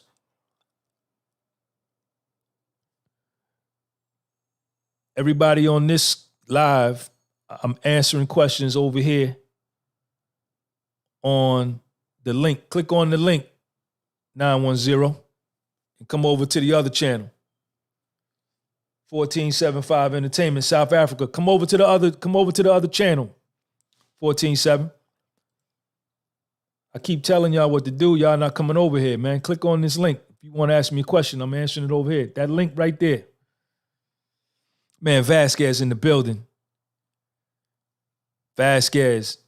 Yo, y'all see this dude right here? The kid is back, 777. He's been following me. Check this out. That dude right there. I need everybody to shout out Vasquez, man. Let me lead it off, man. Let me lead it off, man. I need everybody to help me shout out Vasquez. I'm finna tell y'all a story, man. He been following me since 2018, since I had under 100 subscribers on my other page. Bought shirts, came to Little Sean's baseball game when we was out of town. I'm not going to tell you where he live and all that. We don't do that. We don't do that. He's been subscribing to my channel since I had under 100 subscribers, man, on my big page. Yes, indeed. Yeah. Montreal, Dillingham. Click on that link, Kevin Man 96. Freelance, Georgia Gumby. Yeah, click on the link. Come over here to the other channel. Click on the link at the top of the pin. I pinned it at the top. Come over. I'm gonna answer all your questions. Trucker Ron, what up? Give me a question, Trucker Ron. Yusef Emmanuel, I need a question. Seven God, what up? Zith, you motivating. Thank you, man. Hey, Ant, make sure you reach out to Dirty Broke. And make sure you reach out to Trucker Ron on their YouTube channel. I'm gonna give you I can give you their phone numbers and all that, man. They on Instagram and all that. So I want you to reach out to them just to introduce yourself and let them guide you. Chef Bam is in the building. Another dude. Shout out to Chef Bama. Let me tell you about Chef Bama. Chef Bama been subscribed to my big page from the beginning. I can't remember how many subscribers I had, but I had a little channel. He was subscribed. He out on the West Coast in California. I ain't gonna tell you where. You don't need to know all that. He got his own cooking joint. Bought a bunch of shirts. Just supports. Subscribes to the big page. Subscribes to this page. Bought my shirts. Hats. Just really supports the channel, man. Entrepreneur. Shout out to Chef Bama, man. Yusef Emmanuel. Freelancing came over, man. Is everything already written, or can the change already be your destiny? Meaning the change that we make in our lives, is it by our power or is it already made for us to change? That's a great question. You know, when I answer questions like this, I try not to speak. I try not to broad brush and speak from an authoritarian standpoint as if what I'm saying applies to everybody. All I really could speak for is Sean G. And I know, and I talked about this yesterday on the live yesterday with self-mastery, that I exercise a huge amount of influence on how my life turns out, how my day turns out, how my week turns out. A lot of that is me. I think underachievers and people that are weak and people that are easily influenced and people that are sheep and people that are followers and people that have no goals, people that have no vision, use as a crutch and as a rescue and as a escape to say that they don't have no control over their lives, that their lives are already written. I disagree. These people are just ain't shit, and they weak, and they have no drive. Something has happened to them. They haven't been able to repair themselves mentally, and their recourse and their justification for their substandard performance in life and for their mediocrity is to say that this is the way it's supposed to be. Fuck out of here. You just weak. You just ain't shit. Somebody on the other side of the spectrum, because you got polarity. And this is my opinion. You got polarity. You got cold, you got hot, right? You got loud, you got quiet. And in between both poles are millions and millions of different degrees, right? Somebody like me on the opposite side of the spectrum, who's a mover and a shaker, who's conceited, arrogant, confident, humble, loving, respectful, aggressive, I know I go out here and make my life what I want it to be. If I see a fly honey in the store and I don't step to her, then I'm gonna say like, oh, yo, she didn't come say hi to me, so it wasn't meant to be for me to meet her. Fuck out of here. Fuck out of here. No, I was scared, right? And I talked myself out of going over there because I was fearing rejection. That's what the fuck happened. So that's where I'm at, Yusef Emmanuel. You understand? That's where I'm at with mine. 300 in the building. B. Atkins says, red pill, blue pill, your choice, your call. Roads are paved or you make your way. Chef Bama said, I was at 23 subs when he first joined. Brian Choi. Let me check out Brian Choi. Hey, Sean, what's the most important advice to have a fulfilling life? What should someone in their 20s really invest their time in? Thank you. Hey, Sean, what's the most important advice to having a fulfilling life? Is self-love and being happy with where you are, being content with where you are and accepting where you are. Not that you are satisfied with where you are and you're content at staying where you are, but being psychologically at peace that this is where I am and it's okay for the moment. And having an attitude of gratitude. Having an attitude of gratitude. Nah, I ain't where I want to be, but I ain't where I used to be. Man, I could be at Morgantown writing my list out to go to commissary to spend hard-earned money that people sent to me for stale goddamn commissary.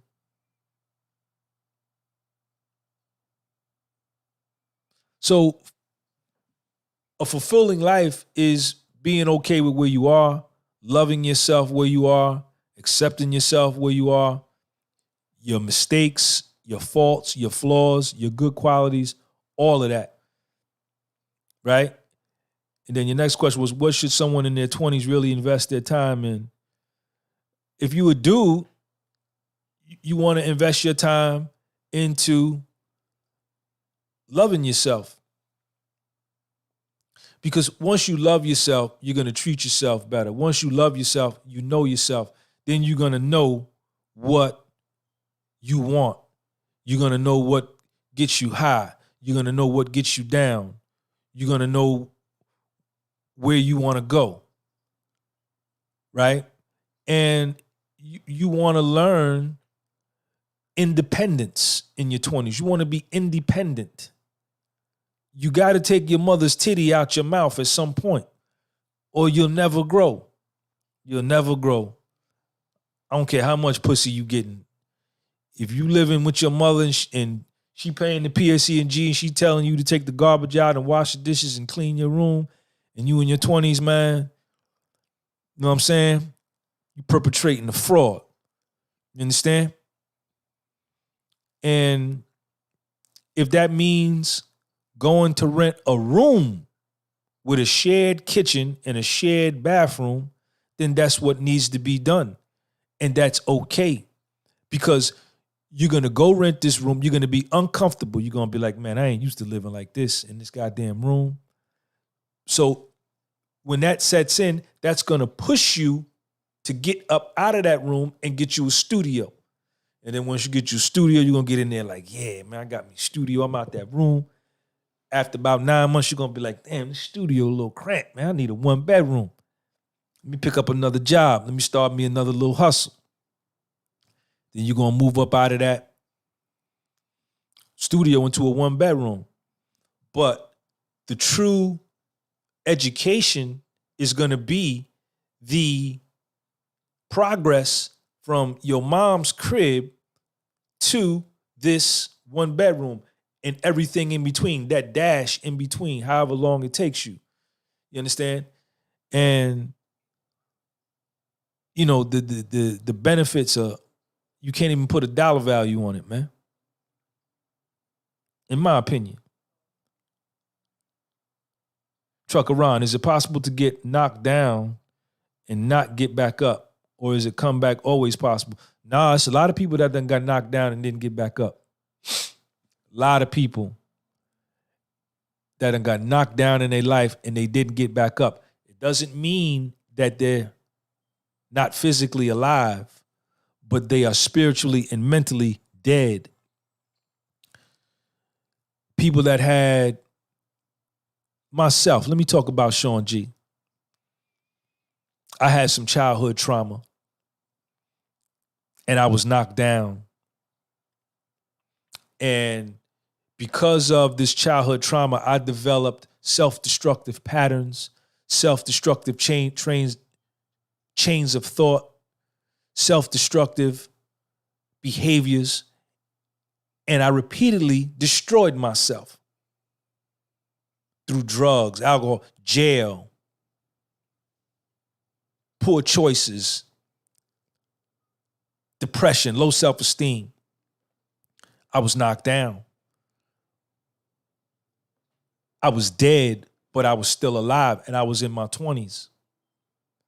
And I looked youthful and vibrant, but inside, my candle was out. So until I went back and analyzed what happened to me and accepted it, and then had to say that it wasn't my fault.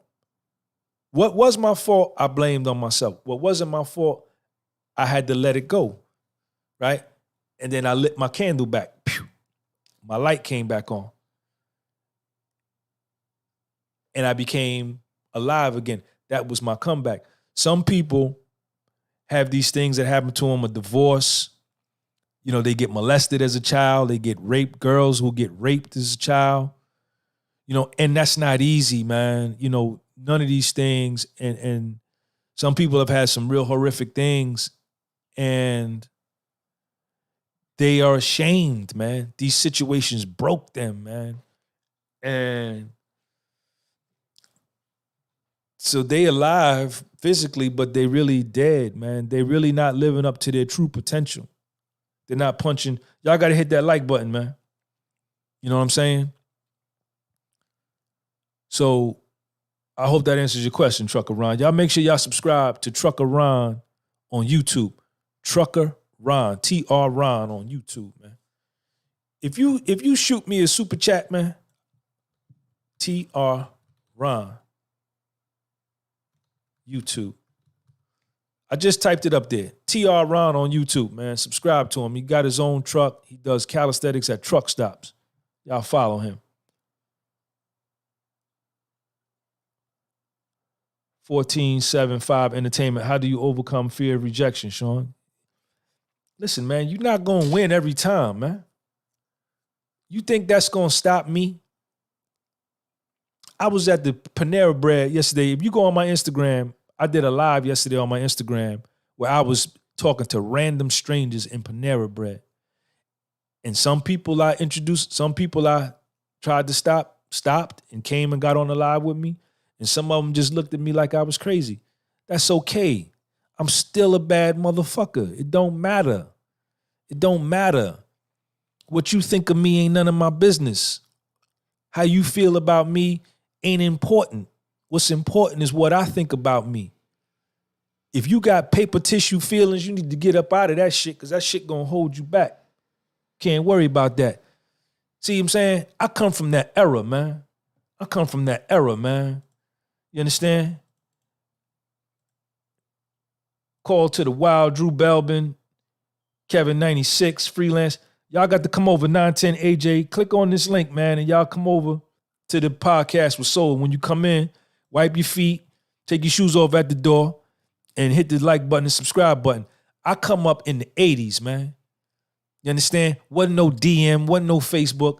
You was riding around in my mother's car, and I'm riding around. I see a fly honey, man. You had to pull over the car, get out, and tell, excuse me, get her to stop. and walk over to her and shoot your best shot and try to convince her to give you her number. You had to write the number down because there wasn't no cell phones. So every time I got out, you think every girl gave me their number? Nah. But I shot my shot, and that was just practice. That was just practice. A lot of times I stepped to a honey, I got the number and the pussy. You understand? So, but what, that don't matter. That don't, you reject, maybe somebody's rejecting, even when I sell my hats and my books, right? I say, y'all got a book, some shirt. Could you subscribe to my YouTube channel? Nah, I don't have YouTube. All right, I tried, right? They're not rejecting me. They're just rejecting what I offered. You understand? That's it. That's it. Big Bear Triller, what up? Drew Belbin in here. Call to the Wild. Chris G's. You getting cheated out of life when you scared to come up and talk to a woman. You don't know what she may do. You could be in Starbucks and see a fly honey, and she already spotted you, and she want to give you some just for how you look. And you in there looking at her, and you then talked yourself out of going, saying something to her, and she walk out the store and leave. And she would have, all you had to do was step to her, and she would have told you, let's go, you can hit it in the car right now. Let's pull around the back. But you missed out because you didn't try.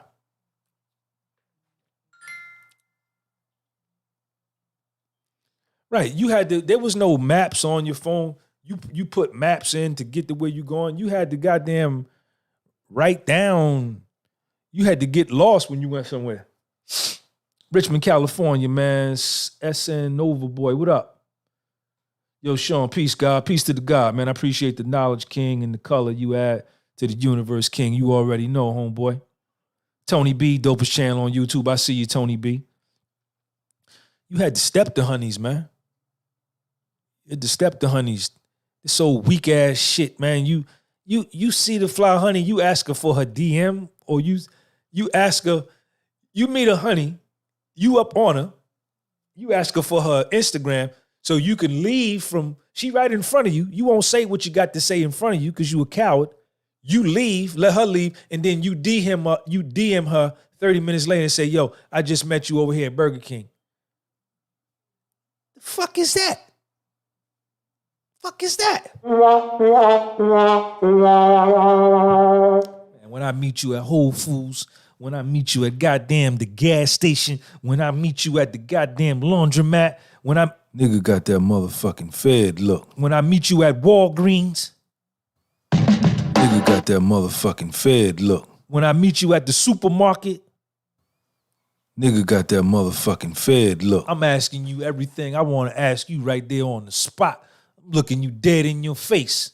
I'm making eye contact right there. I might could hit it right there. We might could buy the same stuff at the store, and then you might be like, let's go to your crib right now. I'm going to give you something right now. Nigga got that motherfucking Fed look. I won't know unless I try. Pollywood Trucking, what up, man? Man,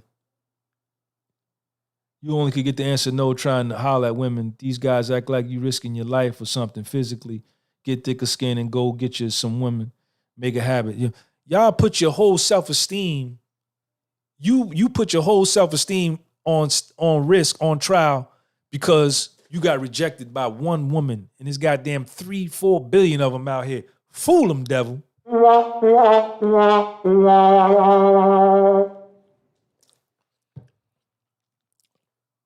Got to be aggressive. You see it. I'm stepping to any honey, man. I'm stepping to any honey. She look good to me. I'm stepping to them. White girl, black girl, Spanish girl, Asian girl, Indian girl. I don't care where she at. They all belong to me because everything on the planet belong to me. It's me and Lil Sean versus all 8 billion of y'all. Yeah. Sean, what's up? Stigmatism, man, what's up?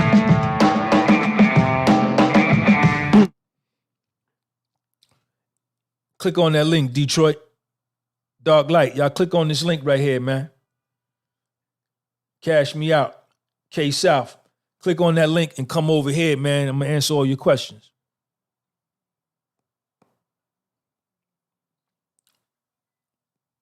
Man, she could be in her 20s. She could be in her 30s, 40s. And they say, how old are you? I say 52. Right off the bat. I'm not lying to you because you 23, 24. I'm not going to tell you I'm 38. Nah. So then I end up being a lie at the end of the day after I hit it because I know I'm going to hit it. I want you to give me something knowing I'm 52. You understand? So you could go tell your girlfriend, say, man, this nigga 52. But you got to see how good he look. He don't look it. And I gave him something the other day, man, that nigga taxed it. Yeah. Sean, what's up? Yes, sir. Dark Light, what up? Omari, Gamiel, shine some light on how Gucci, Chanel, and these name brands are considered success, especially in the black community, and how can we reverse that? How can we get our money correct? Listen, man. I got my own clothing line, man. I ain't no spokesman for the whole black community. I'm a black American. It's a bunch of different black people here. It's blacks from the Caribbean, Haiti, Jamaica, Trinidad, Cuba, Dominican Republic, Bahamas. It's blacks from Africa here, all that. I don't know what nobody do. I don't care. It's me and Little Sean versus all 8 billion of y'all, and y'all ain't gonna never beat us. Yeah. I ain't wearing none of that shit. I wear my own clothes. My self-esteem already high. Y'all go out there, you buy these BMWs, you buy these Mercedes-Benz, you buy these Gucci shirts, Gucci flip-flops, you buy all this jewelry, and you scared to step to a honey. And the girl that you stepping to, right?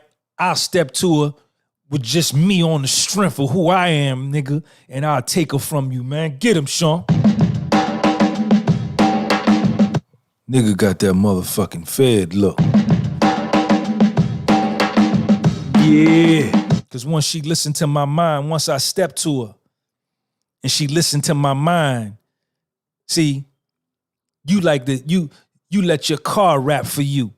You let your clothes rap for you. Your watch rap for you. That's like all these fake ass rap niggas, man. You niggas is corny. You can never fuck with the God. Never. Never. Never. I rap for me. I step to a honey, man, and with my vocabulary and with my oratory skills and my eye contact and my body language and my goddamn testosterone, I'll make her nervous with my presence and make her goddamn say, I want to fuck this nigga. Yeah. And I'll have on some sneakers and shorts with a headband on. And don't let me go put on none of my tailor-made suits. Don't let me go put on no Hickey Freeman suit. One of my tailor-made suits with my name sewn in it, custom tailored for Sean Gunby, right? Can't but 2 people in the world wear it. You can't wear it because your name ain't Sean Gunby. Don't let me put one of them on. Don't need no goddamn nothing external to me to rap for me. My soul rap for me. My spirit rap for me. My honesty rap for me. My truth rap for me. My eye contact rap for me. My skin rap for me. My lips, my teeth, all that. But I let the honey listen to my mind, and she said, man, I can learn from him. And I said, I know you can. I know you can. She said, I like him. He's so crazy. He say anything. You know what that mean? When they say that right there, say, oh, you so crazy. You say, you know what that mean? She want to give me some. Yeah. You know what I'm going to tell her? I want some. Yeah. Nobody playing with y'all, man. Listen, you come in here, you better hit that subscribe button. Take your feet off. As soon as you come in my channel, take your shoes off at the door. You understand? Hit the like button, hit the subscribe button. James Jackson speaking from the survival scrolls, man. Where it should be. The window cleaner with soul, ma. What up? Jack 341, laugh my. The funny thing is he's being serious. Yeah, you think I'm playing with you? Nigga straight up corny. Who corny? I ain't never been corny, homeboy. Hollywood Trucking, what up? You could look in my eyes. You could hear from the inflection in my voice. Ain't nothing corny about me. Oh, but he may not be talking about me, though. Mal, I want someone. Okay, Mal, he should be talking about dudes in general. Yeah, man. I'm sorry, Mal. I thought you was coming for me. If you wasn't coming for me, I apologize. But if you was coming for me, then what I said stand. You know what I'm saying? Man, I don't want to get a honey drunk and hit it. I don't want her to give me the kitty cat and she high and drunk. Cause then she gonna forget. Cause she do that with everybody. Man, I want her to be straight. I want her to be in her right mind so she can goddamn feel me, the real essence of me on a sober mind so she can goddamn remember me. Nigga got that motherfucking Fed look. Yeah. I don't want to get no honey drunk, man. I used to do that in my 20s. Let me get it drunk and I can hit it. Nah. Then the next day you see her, she be like, oh, I was drunk. I didn't mean to do that. What did it mean? Back then I didn't care. You understand? But now I care. I care what honeys are in my life. I'm cognizant and I'm careful about who I let in my circle. You understand? So I want her to goddamn feel me. I want her to give me that pussy. I want her to be sober. So she could wake up the next day and say, yeah, she called me and said, baby, that was good. I said, yeah, I know it was. I told you it was gonna be. And she said, I want some more. And I say, me too. Yeah. Sean, what's up?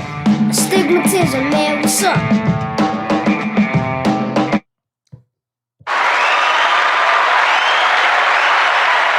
Shout out to me, man. Shout out to me.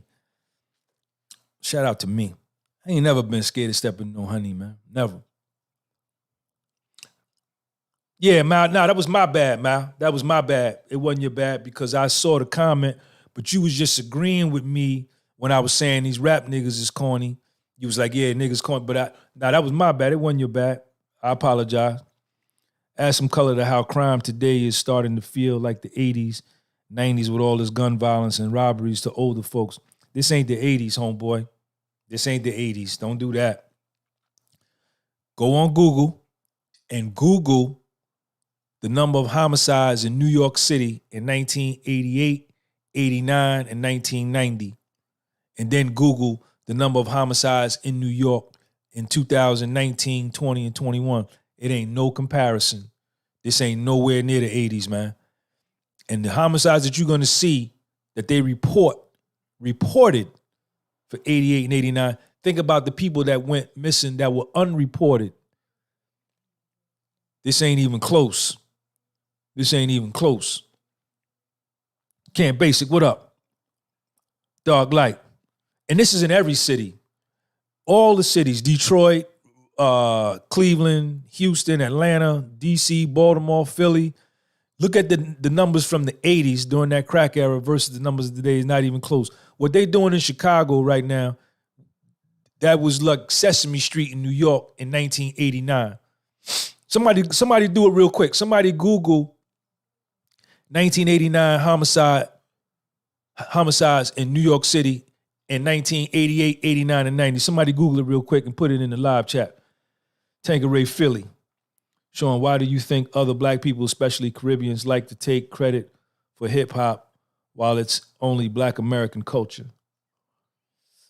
I don't know. DJ Kool Herc was Jamaican, right? Wasn't his father Jamaican? Somebody Jamaican? Tanqueray Philly, it's Southern black culture? I don't know about that. Hip hop was started in the South Bronx. And it was started right here in America. All the crime got Giuliani elected. Look at the crime statistics under Ed Koch and David Dinkins. on your road. Sean, how do you let go of negative emotion, confusion from your mind? That's what you're thinking.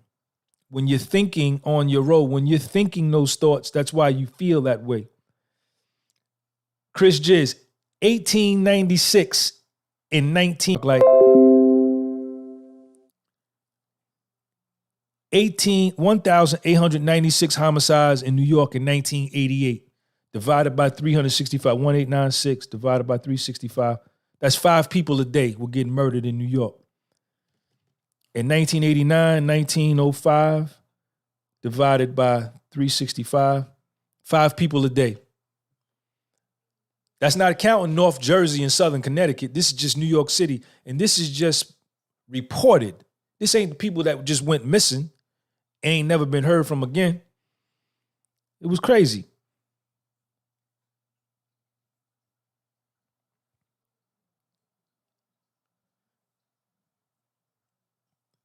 Yeah, that was crazy, man. 5 people a day. I mean, watching the news, I could remember watching the news in 88, 89, and it was like a movie. It was fascinating. In the Bronx, 2 people were found shot dead in an apartment. And let's go over to Brooklyn. In Brooklyn, up in Harlem, it went from borough to borough to borough, man. It was that's what it was. It was crazy. The feeling coming back though to me, you got people's getting shot in Times Square. Yeah, man, it's yeah, dark light. How do you block out intrusive negative thoughts? That's when Menace to Society movie were released. LA was the same thing. The gangs in LA in the 80s were way more violent than what they are today. Way more.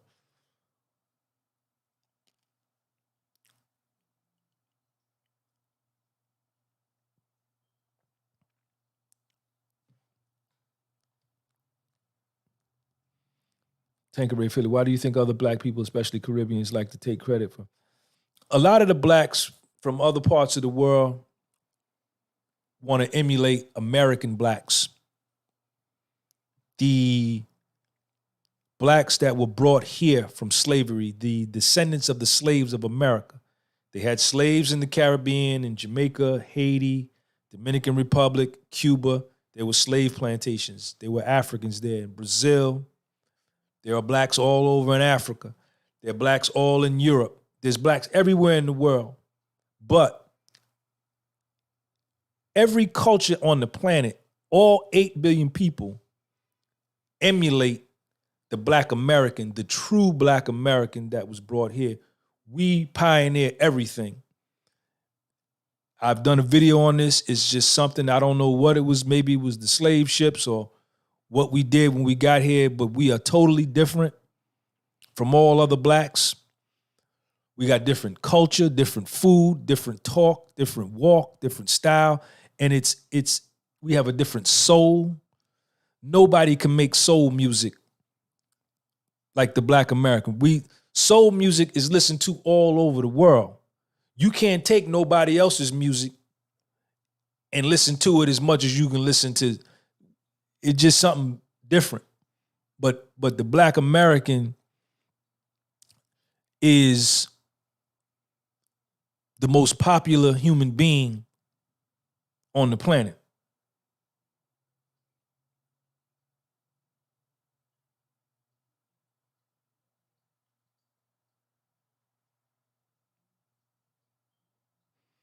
Chris Jizz, I just read they said 40 minutes into 1989, they reported the first homicide.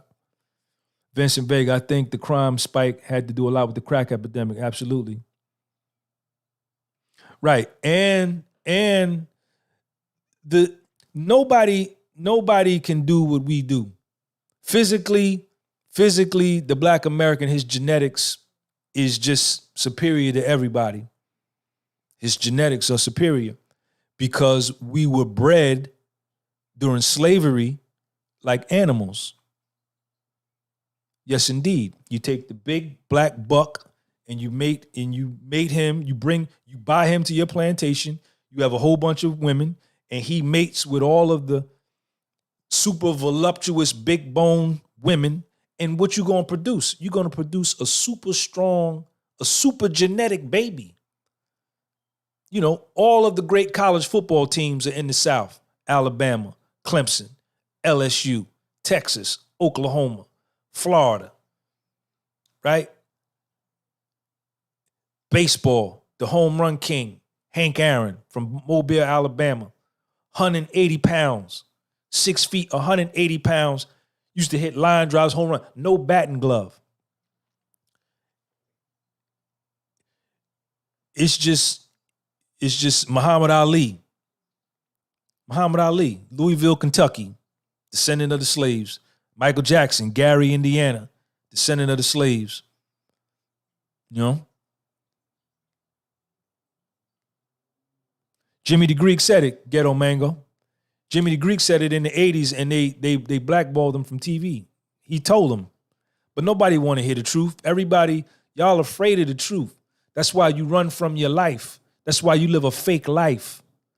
Even black people, when I say this, they get all offended and the goddamn hair stand on the back of the neck. But I don't care. I don't care. I don't care.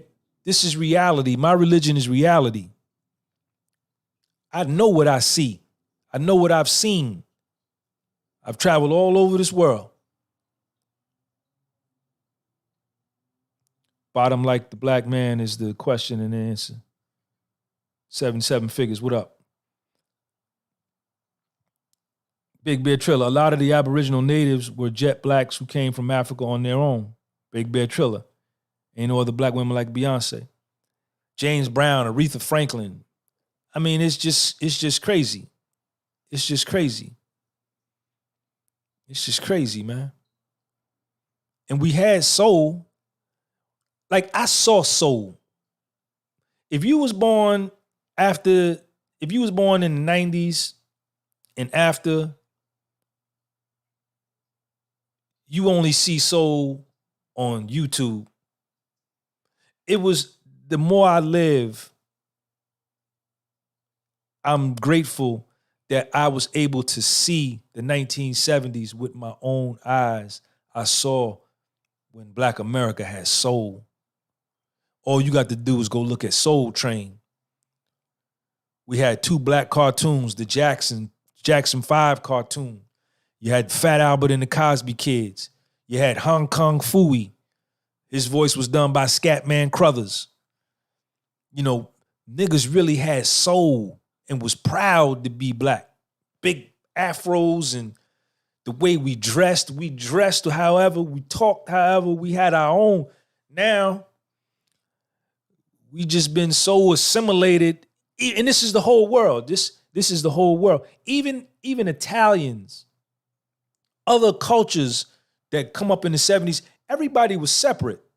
And the more robust the flavor of the culture was when it was back then.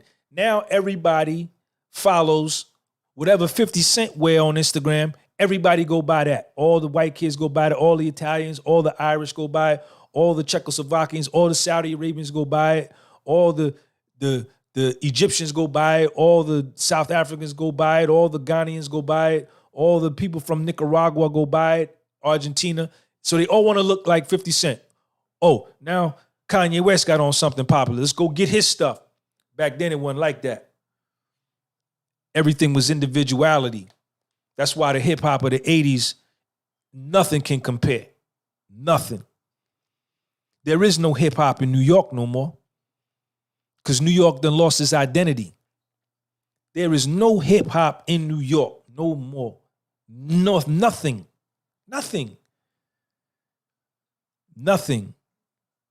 And we started it. Sad. No hip hop in North Jersey. And we was the first to go platinum. New Jersey was the first to go platinum hip hop. Yeah. Shout out to the South Bronx.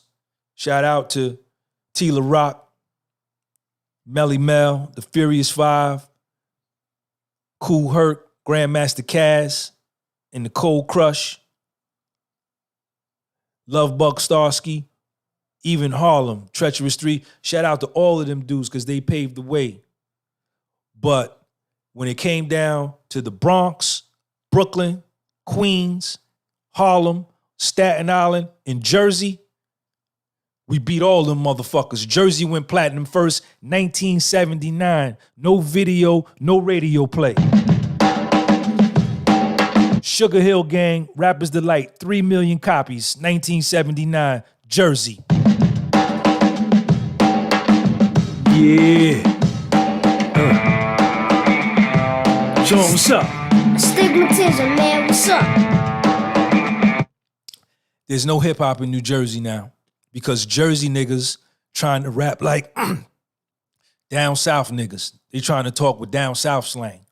New York niggas doing the same thing. After Tupac came and Snoop Dogg and them got big, they all wanted to talk like and be like LA people from. They lost their identity. We never. New York niggas that I grew up in, everybody in the planet wanted to be like us. They wanted to dress like us, talk like us. And you can listen to them first NWA albums, them first West Coast albums. They use all New York slang, all of them. Ice Cube's first album was made in New York by New York niggas. His best album ever, America's Most Wanted, made by the Bomb Squad, Public Enemy. But New York then lost its identity. That's why ain't no hip hop here. Niggas whack.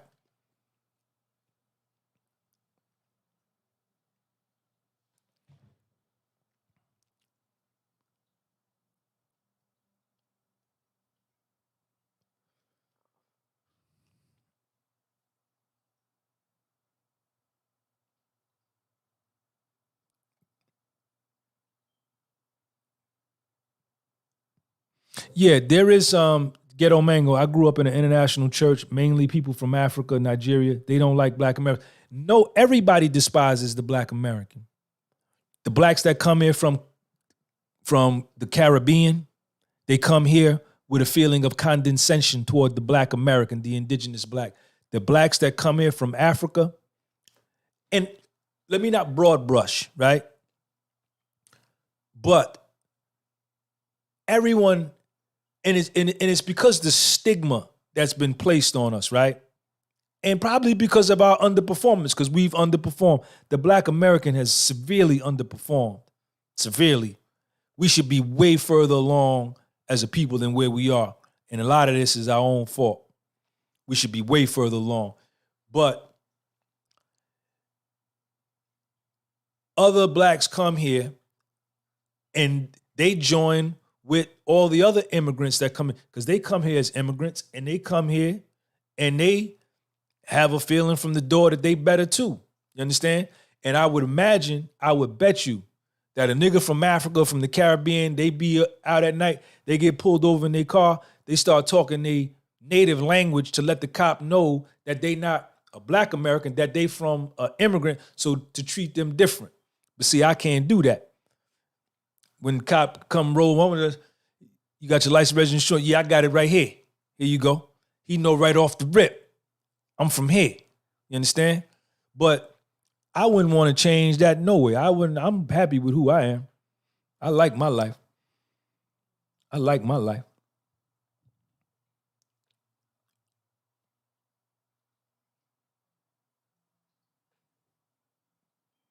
Yeah, Buffalo ain't New York, though. Buffalo is 7 hours away from New York. Buffalo is upstate New York. We call that upstate.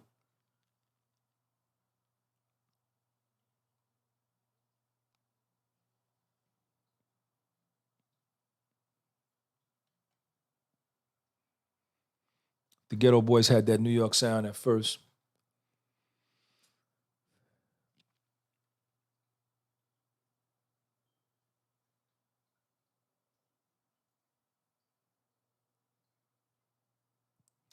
Nah, I'm not going with that, Ghetto Mango, man. All love to you, man. We doing the best we can given the situation. I feel like really, if it was another race other than Jew or Black Americans, we would have got our lick back. Jews and the Black Americans believe forgiveness. Oh, okay, yeah. Well, I mean, I don't want to get into, I'm responsible for me. I went to prison. It was my fault. All right. So,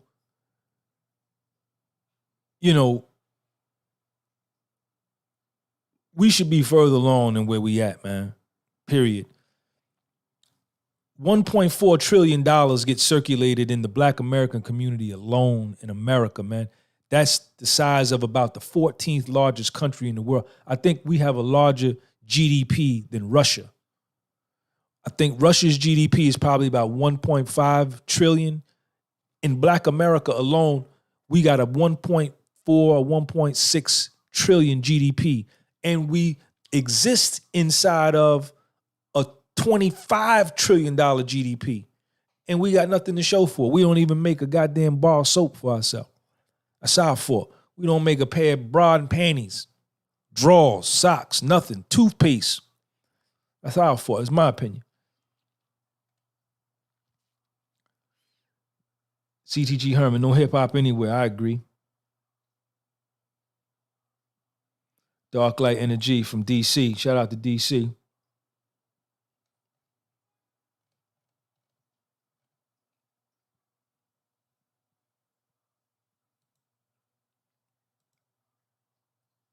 You know, so, but the idea, the world now, the way that it is in 2021, all of that, what's the word I'm looking for? All of that factions and divisions, the world in 2022 is that don't exist no more, man. And with everything that's going on, everybody is out for Delph. Everybody is out for Delph. You know, and with the way it's set up, you almost have to be.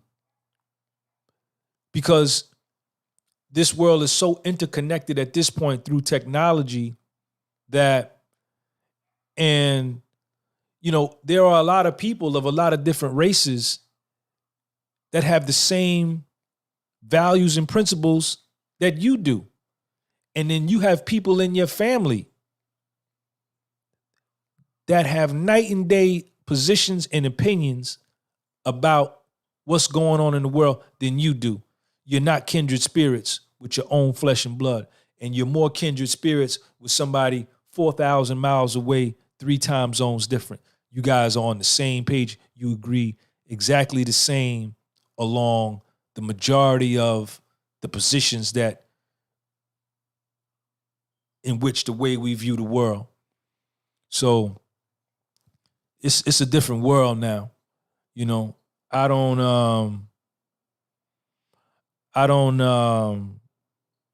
you know, I got friends, I got all nationality of friends, man. Asian, white, Italian, Irish, Jewish, Jamaican, Puerto Rican, Dominican, African, Haitian, you know, all different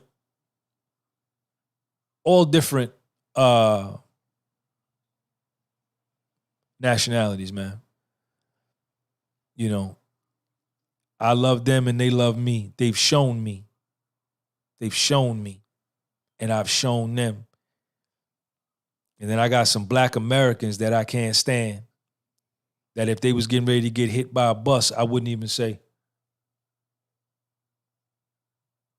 So, you know, that's what it is, man. Kindred spirits. Kindred spirits. The spirituality of this world and the vibration of this world has risen so high that what we're finding is that we're more alike with people that are different from us than we are different from the people that look like us. Yes, marinate on that. Marinate on that. Marinate on that.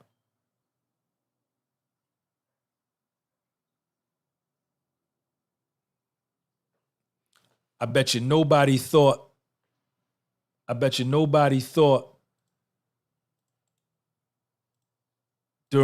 after the last joint in November 2020, when the new administration came, I bet you nobody anticipated this. Nobody thought this. People would probably want a refund. Yeah. And you can't even divide, you can't even compartmentalize along racial lines what's going on right now in and I don't want to get into terms, y'all know why. You can't even compartmentalize along racial lines because it's not homogeneous throughout. This whole race doesn't believe the same about this issue. That whole race doesn't believe the same thing about this issue. That whole family doesn't believe the same thing about this. It's different, man. And you got a person over here that's blue with a pink ear and a yellow nose that's in agreement with the dude over there who's polka dot with green hair. They agree the same.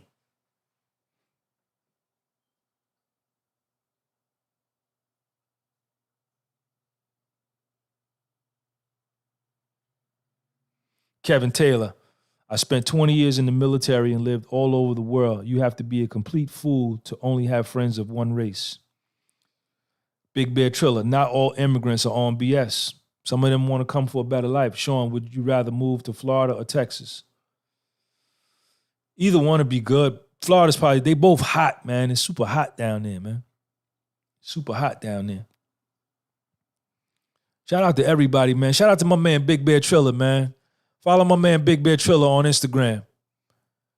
Big Bear Triller on Instagram. He bought my book, 2 shirts, 3 shirts, and a hat. Yeah, he did. They racist in Ireland and backwards. They fight amongst each other in Ireland, man. Northern Ireland and Southern Ireland been fighting forever. Brooklyn Dictator, what advice do you have someone starting a YouTube channel and looking to be successful as you are?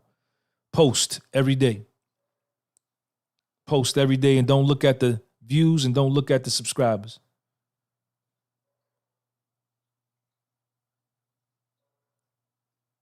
Pross wife, what up, man? How do you enjoy fasting? It's day 5, man. I'm good. I can't wait to eat, though. Mal, Sean, I'm 27, and the amount of jewels you have been dropping is refreshing, man. That's what I'm supposed to do. That's what I'm supposed to do. So when Lil Sean get 27 and you 57, 50, when Sean get 27 and you in your 40s approaching 50, you supposed to tell him, Sean, don't do that. Don't do that right there. You need to do this right here. I bust my head over there. You got to give it back. Just keep posting, Brooklyn Dictator.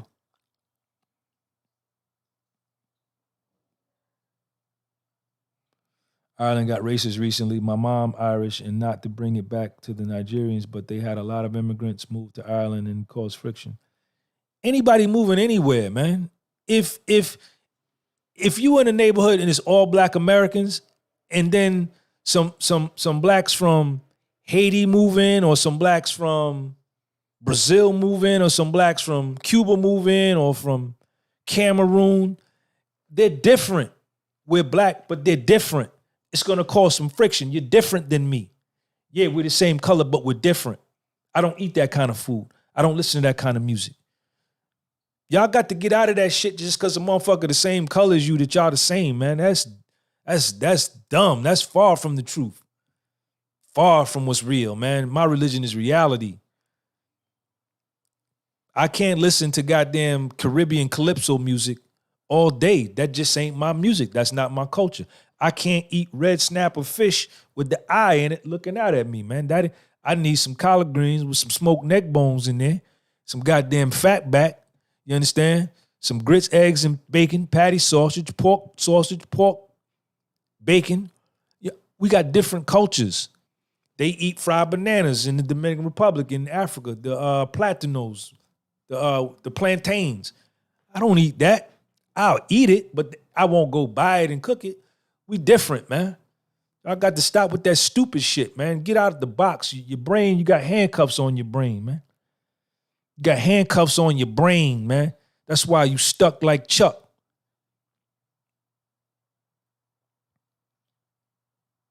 on your roll laughing at me, man. Yeah, Eddie Kane, the fish got the eye in it, man. I was dating this Dominican girl. Man. She was pretty, man. She was beautiful. She was black. She was darker than me. But she was Dominican. She spoke Spanish. And she made me something to eat one day. She made me a red snapper and brought it to my house. She meant well. And she made me some red snapper. And she gave me the fish. It was on aluminum foil. I opened it up and the fucking fish was red and it still had his eye in it.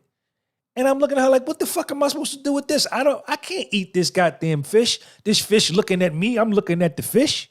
The fuck is that? So I'm a different culture. We got different culture. We the same color, but we different, man. And if y'all can't get with that, then you fake. Dirty broke. Eddie Kane. Look at them laughing. Chris Jizz. Dark Light. Enzo. I didn't eat the fish, but I got the pussy though. The same day. I said, well, listen, I'm not gonna eat this fish, but let me get some. She said, what's up, Sean? She said, you want some? I said, yeah. She said, you can have some. And guess what I did? I got some. We different, man. I went to Sudan,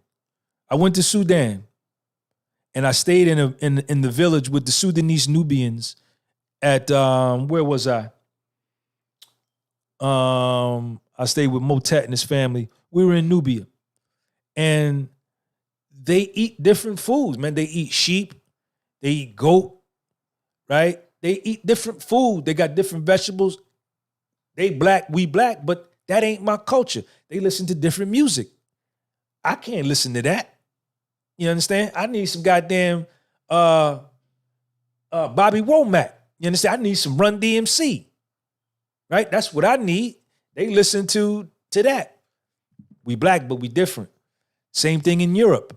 You got the Germans. Germans are Caucasian. Germans are white. They speak a different language than the French. They both white, but they different. The French speak a different language. The French are white, but they different from the Lithuanians. They white, but they different. Duh.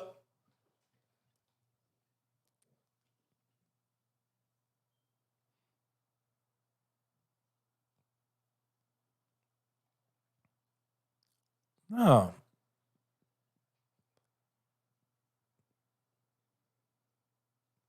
C-Dub, what up? Come over to the other channel, C-Dub. Let me give you the link, man. Hey, Nikki, come over here, Nikki. Dave, Nikki. Click on that link right there, man, and come on over. C-Dub, Nikki, when you come to the new channel, make sure you subscribe.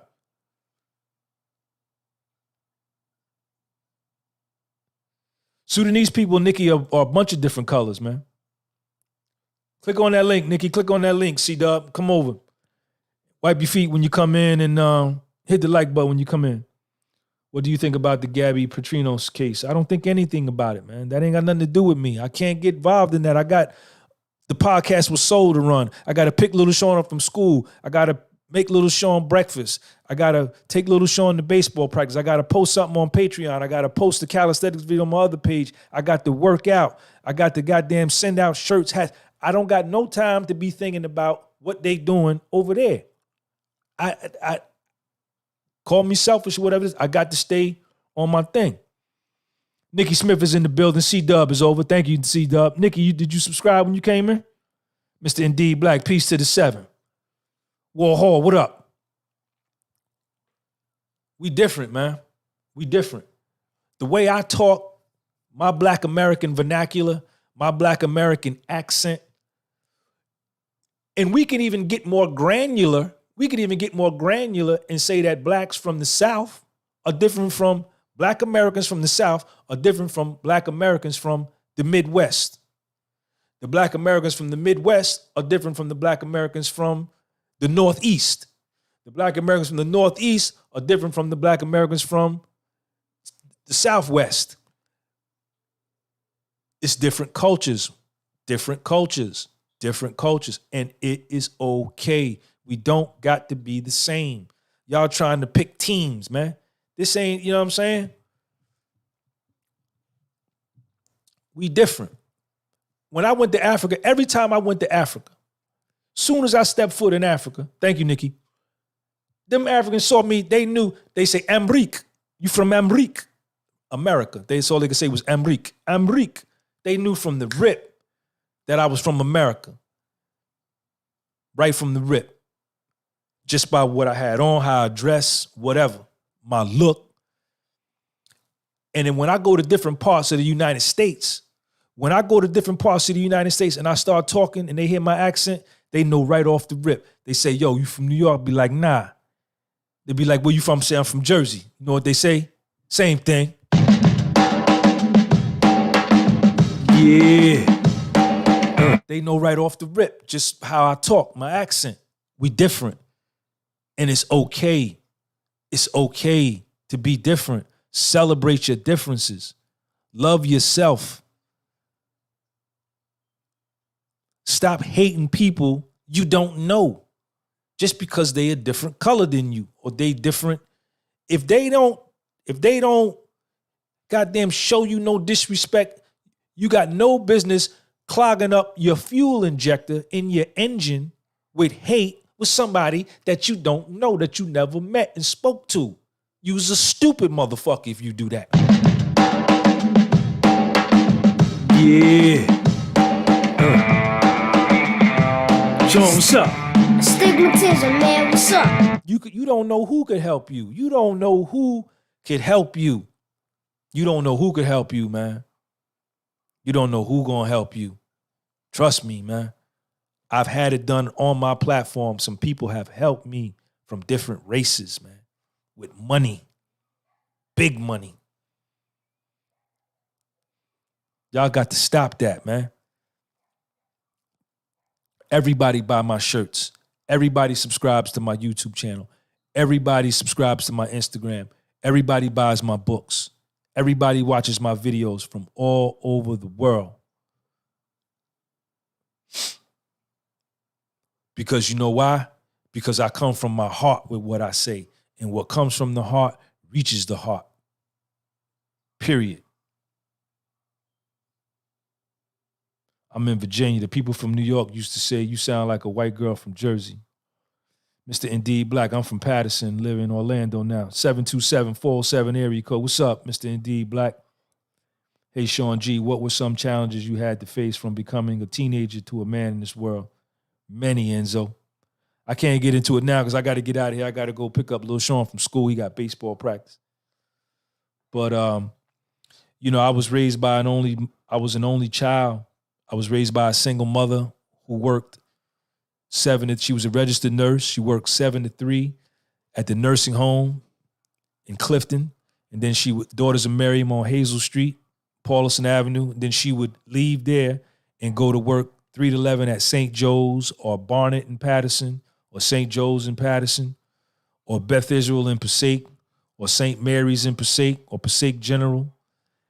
So I was pretty much left to my own. She raised me over the telephone.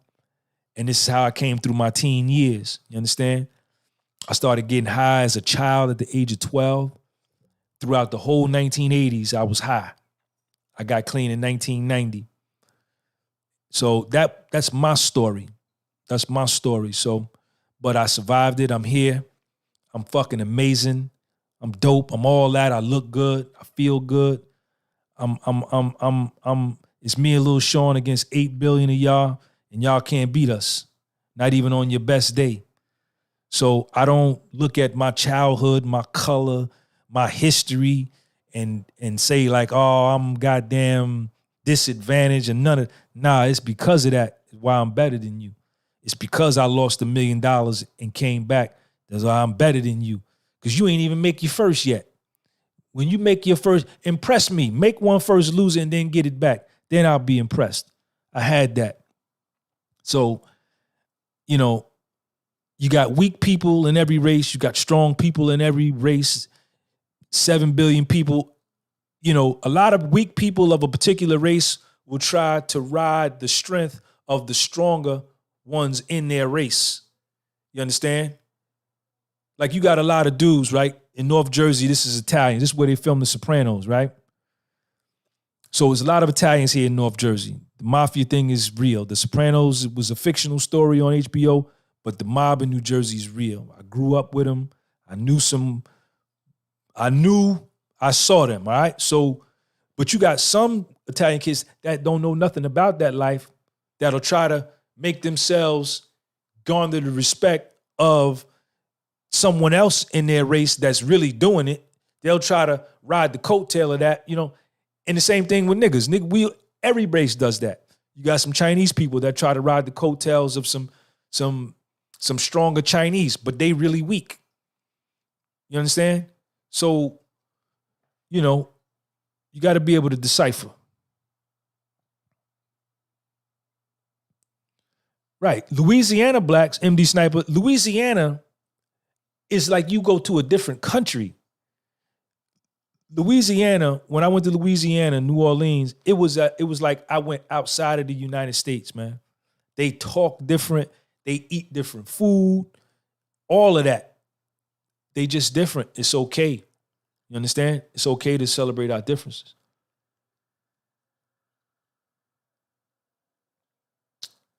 Victoria 10, hello. Just wanted to say your podcast that's only a few months is putting way more value than the ones that's been out there for years. Keep doing your thing. Thank you, Victoria 1010. Dizzy, appreciate the wisdom of time. All right, Dizzy, stay 5. Easy money, peace. All right. Kevin Taylor, I recently moved to St. Petersburg, Florida. I love the tax breaks, the weather, and the beautiful women. My only issues are the alligators that like to hide in the cut. Yeah, you better be careful. All right, y'all, let me get up out of here, man. I've been on here 2.5 hours, man. Shout out to everybody. We got 89 likes. Let's all give a shout out to the person that gave me a thumbs down, man. Shout out to you.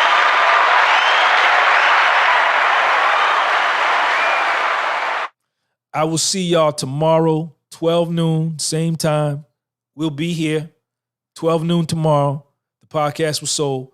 Please subscribe, share this link, hit the like button, and I'll see y'all tomorrow, 12 noon. Dirty Broke still in here. Peace. Dirty Broke on YouTube. Dirty Broke 215 on YouTube. Trucker Ron on YouTube. Subscribe to both of them channels, man. Peace out. Yeah. John, what's up? Astigmatism, man, what's up?